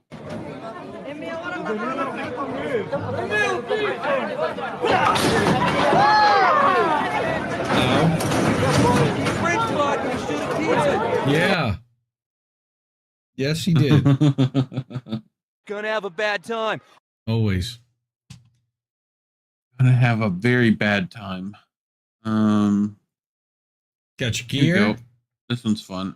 The projectiles are plastic cups that contain paint and are relatively light, so the velocity and energy is low enough that you can shoot other people. Utter. You think this is gonna hurt?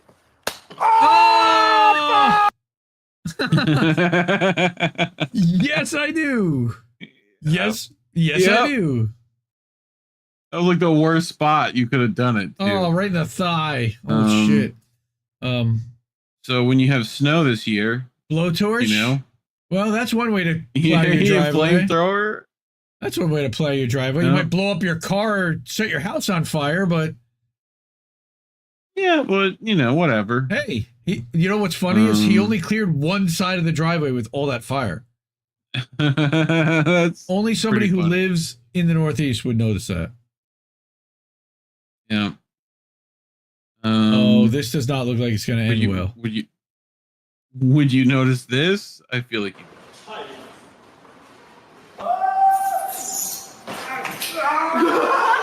What? No. Yeah. You can't fix I feel like he could have done a lot worse. Can't fix stupid. As Ron White would say, can't fix stupid. This is the Wii Music theme song. How many coat hangers can hold my weight? 1 coat hanger. The Wii 2 coat hangers. Yeah, I remember. 5 coat hangers. 6 coat hangers. 10 coat hangers. 17 coat hangers. 20. Oh, no way. It's making noises. It's actually holding me. Let's. They're snapping one by one. I can't. 23. That's it. God. No way. 1 broke. This is like actually pretty sturdy. That one, which you don't get to fucking see. Why? But why? I mean, who was wondering how many plastic hangers it would take to hang you? So yeah, guys, I almost died. Somebody threw a spear through my car tonight. What? And the fuck? Just thought I'd show you all how bad it is. That's But cold yeah, steel. went into my steering wheel and everything. So. Oh my god! Yay me! Yay me! What the fuck did you do to make somebody so mad that they would throw a spear at your car? Yeah, who'd you piss off? Fucking Spartans? Like, what did you... Bro! You know? Bro! Like... Look, it's Anthony Blinken. Or fucking Bolton. John Bolton. Not Blinken. I am the Eggman. I am the Walrus. Goo-goo-ka-choo, baby. Goo-goo-ka-choo, baby. Uh-oh.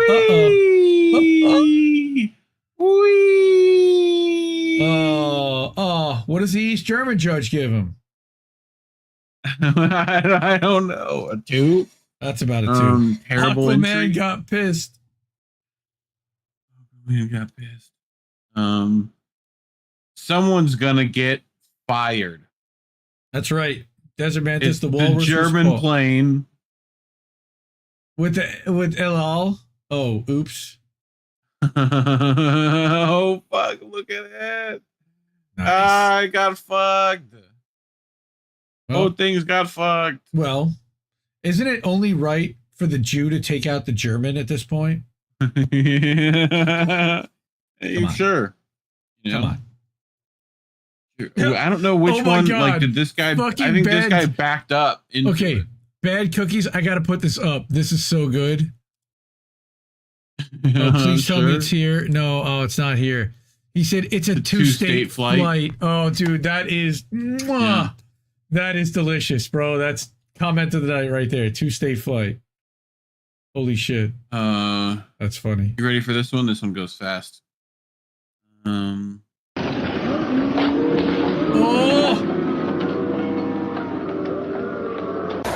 Oh, somebody's gonna need some serious dental work after that. Dude, that one sucks so much. That was best worst meat crayon I've ever seen. Meat crayon. Yeah. Wow. Oh fuck, He's okay. That sucked. We think he might have had to get a skin graft. Road rash. You want to go to? I'm thinking Arby's. Go to Arby's. I'm thinking Arby's and get a rat beef sandwich. May that walrus great. forever I love float. that. Meat crayon. There you go. 2-state flight. There you go, Bad Cookies. I got it up there. Thank you. That's so funny. Here you go. What do you think happened to this guy? Oh, not good. Woo! Oh, shit. That's my bike. Fuck. Was that Travis Pastrana? Dude, that, like, panic. He's going for the Superman seat grab. Oh, shit. I know exactly what he's doing. Yeah. That's a Superman seat grab, and the seat wasn't there. Yeah. Oh, he grabbed it, and then it kept going. Yeah.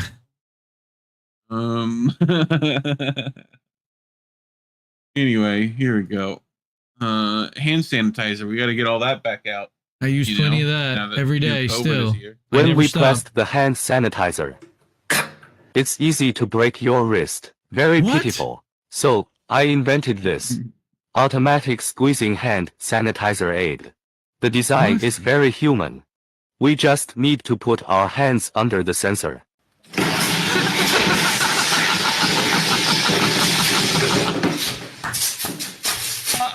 Very easy to use. Very. Holy shit.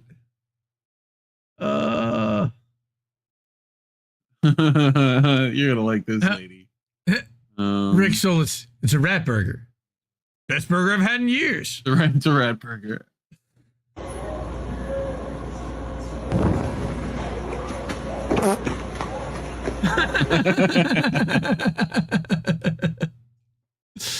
Okay.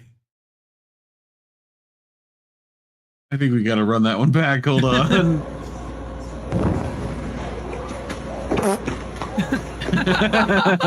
The jumping fart to put out the flame is just Handle is fucking very funny. Best.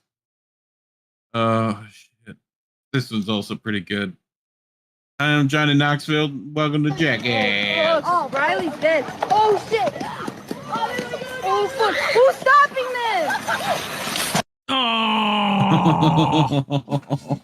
Oh, Who's face stopping this? Face meet sign. DSW shoe.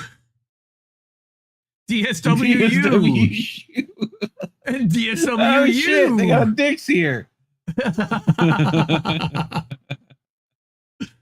Oh fuck, dude. This is we live in a hellhole and the world is burning.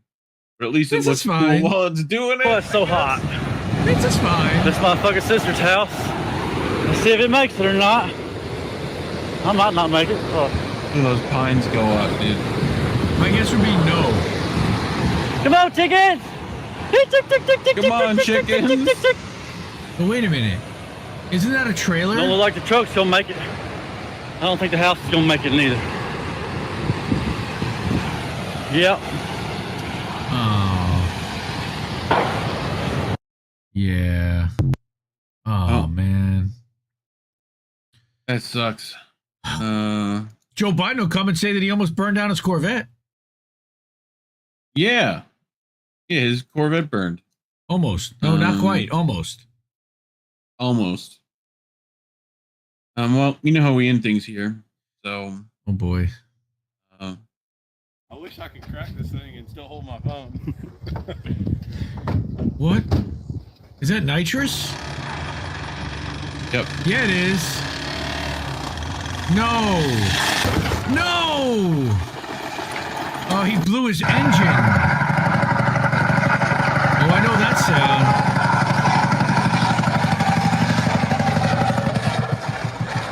sound. She ain't dead? Oh, she's dead. Yeah, dude. She was still running. Oh, she dead. Yeah, good luck for at loss for Nas. Oh my god. Loss for Nas. Don't leave an explosive near. Here we go.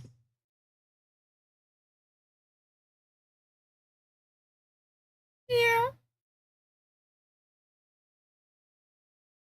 Oh fuck the other shit. Oh. Damn. He deserves that. You get for firing tiny little cannons. So crazy stuff in Romania happening. More wildfires. What? Oh, wait, you got a DMCA music. Yes, I heard Lady Gaga. Yeah, it's all right. We're good.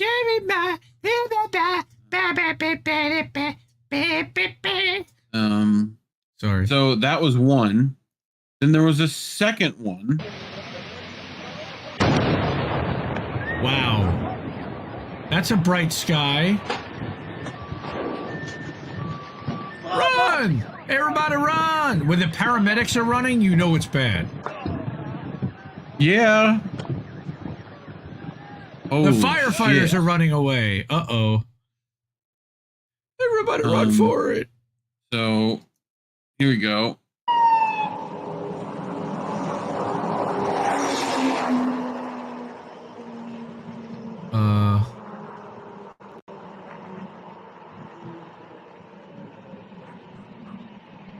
What? Turn your camera off? Oh, oh my God.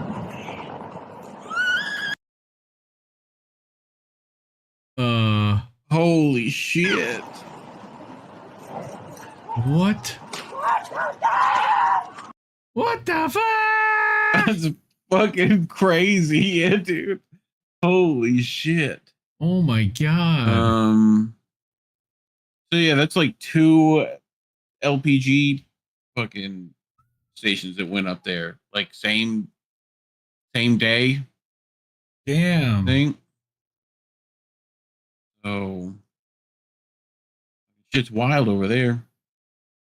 Damn, dude. Yeah, there's boats. Hey, boats. Okay.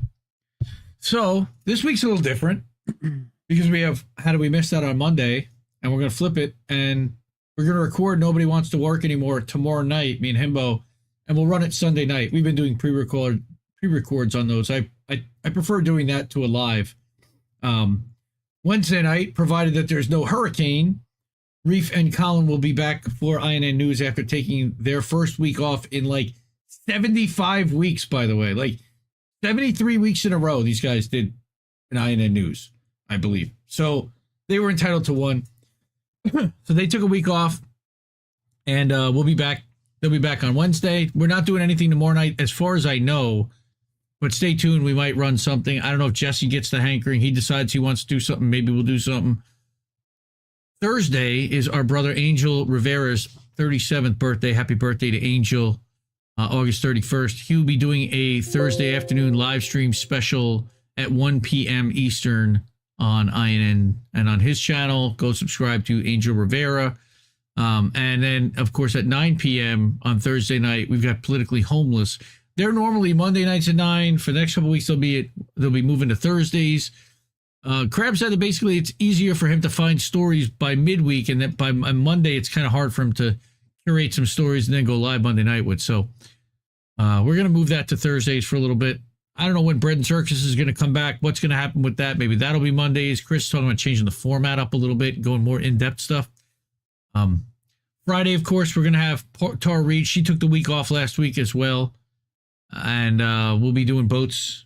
This segment that you just saw will run as its own live stream Friday night at 10 p.m. Eastern. Saturday night, if Misty's family is okay, everything goes well, we'll be doing Bitch with Comrade Misty. And Sunday, we're not going to be doing How Do We Miss That? We're not going to be doing How Do We Miss That for the next 4 weeks. Take the month of September off. And in its place, we will be running Nobody Wants to Work Anymore. And that will be a new original episode never run before on Sunday night.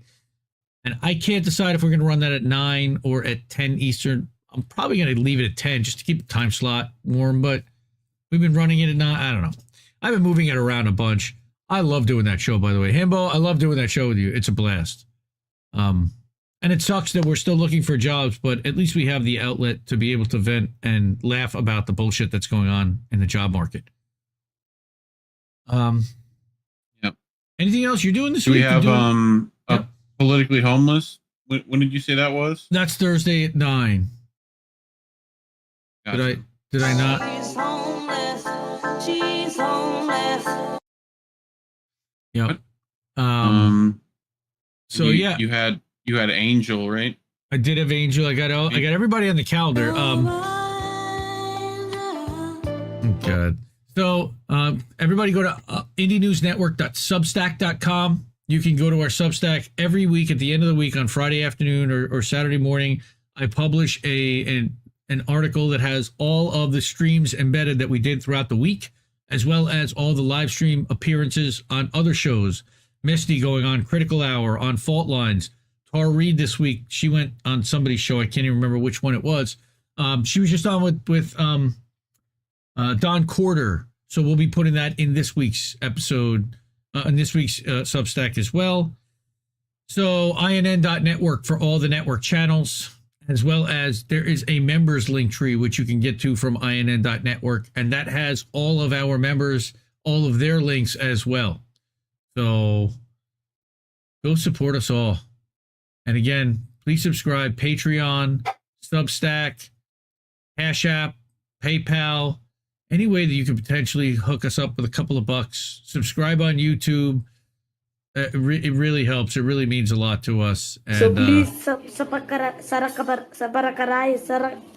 that too. Whatever. Whatever. That's right. That's right. That's not Shama even. Tara was on RBN last week. That's right. I knew she was on somewhere. That was a couple weeks ago.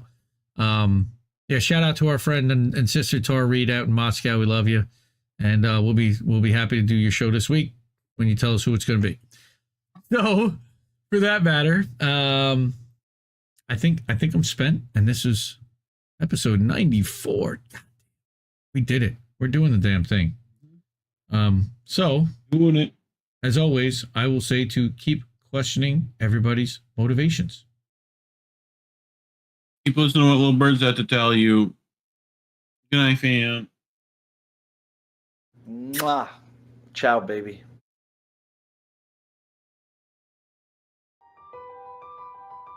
Indie News Network, collaborative family of independent content creators. Co-hosted normally by me, Indie. I'm founder and editor of Indie Left News and Indie Media Today. I got Reef Breland sitting next to me. At Kennedy News. Is Andrew Rivera on The Handsome Cynic? It's Politics and Survival. My name is Jesse Jett. It's American Tradition. What's up, Space Monkeys? Welcome to Political Fight Club. I'm Robert Durden. I mostly make art for INN. Big Man Crab Joe. Keep up those great videos. Hey guys, it's Yeti. Coming at you. Hello, my name is Lucy from Blue Moon Red Wine. This is Chris Legion.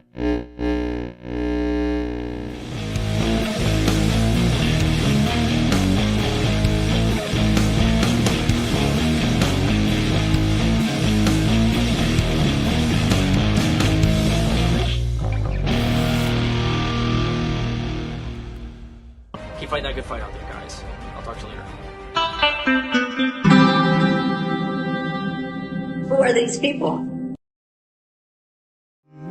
I think I liked it better being blind, when I couldn't read between the lines, and when I couldn't see the cracks in the structure that lay bare before me the whole time. I think I liked it better back when I suspended disbelief and swallowed pride. I thought I knew the difference in the red from the blue, but they both bleed us so dry. They both bleed us so dry. My favorite songs don't hit the same way. I get to the end of a 4-minute track and I'm only looking back thinking, what did they actually say?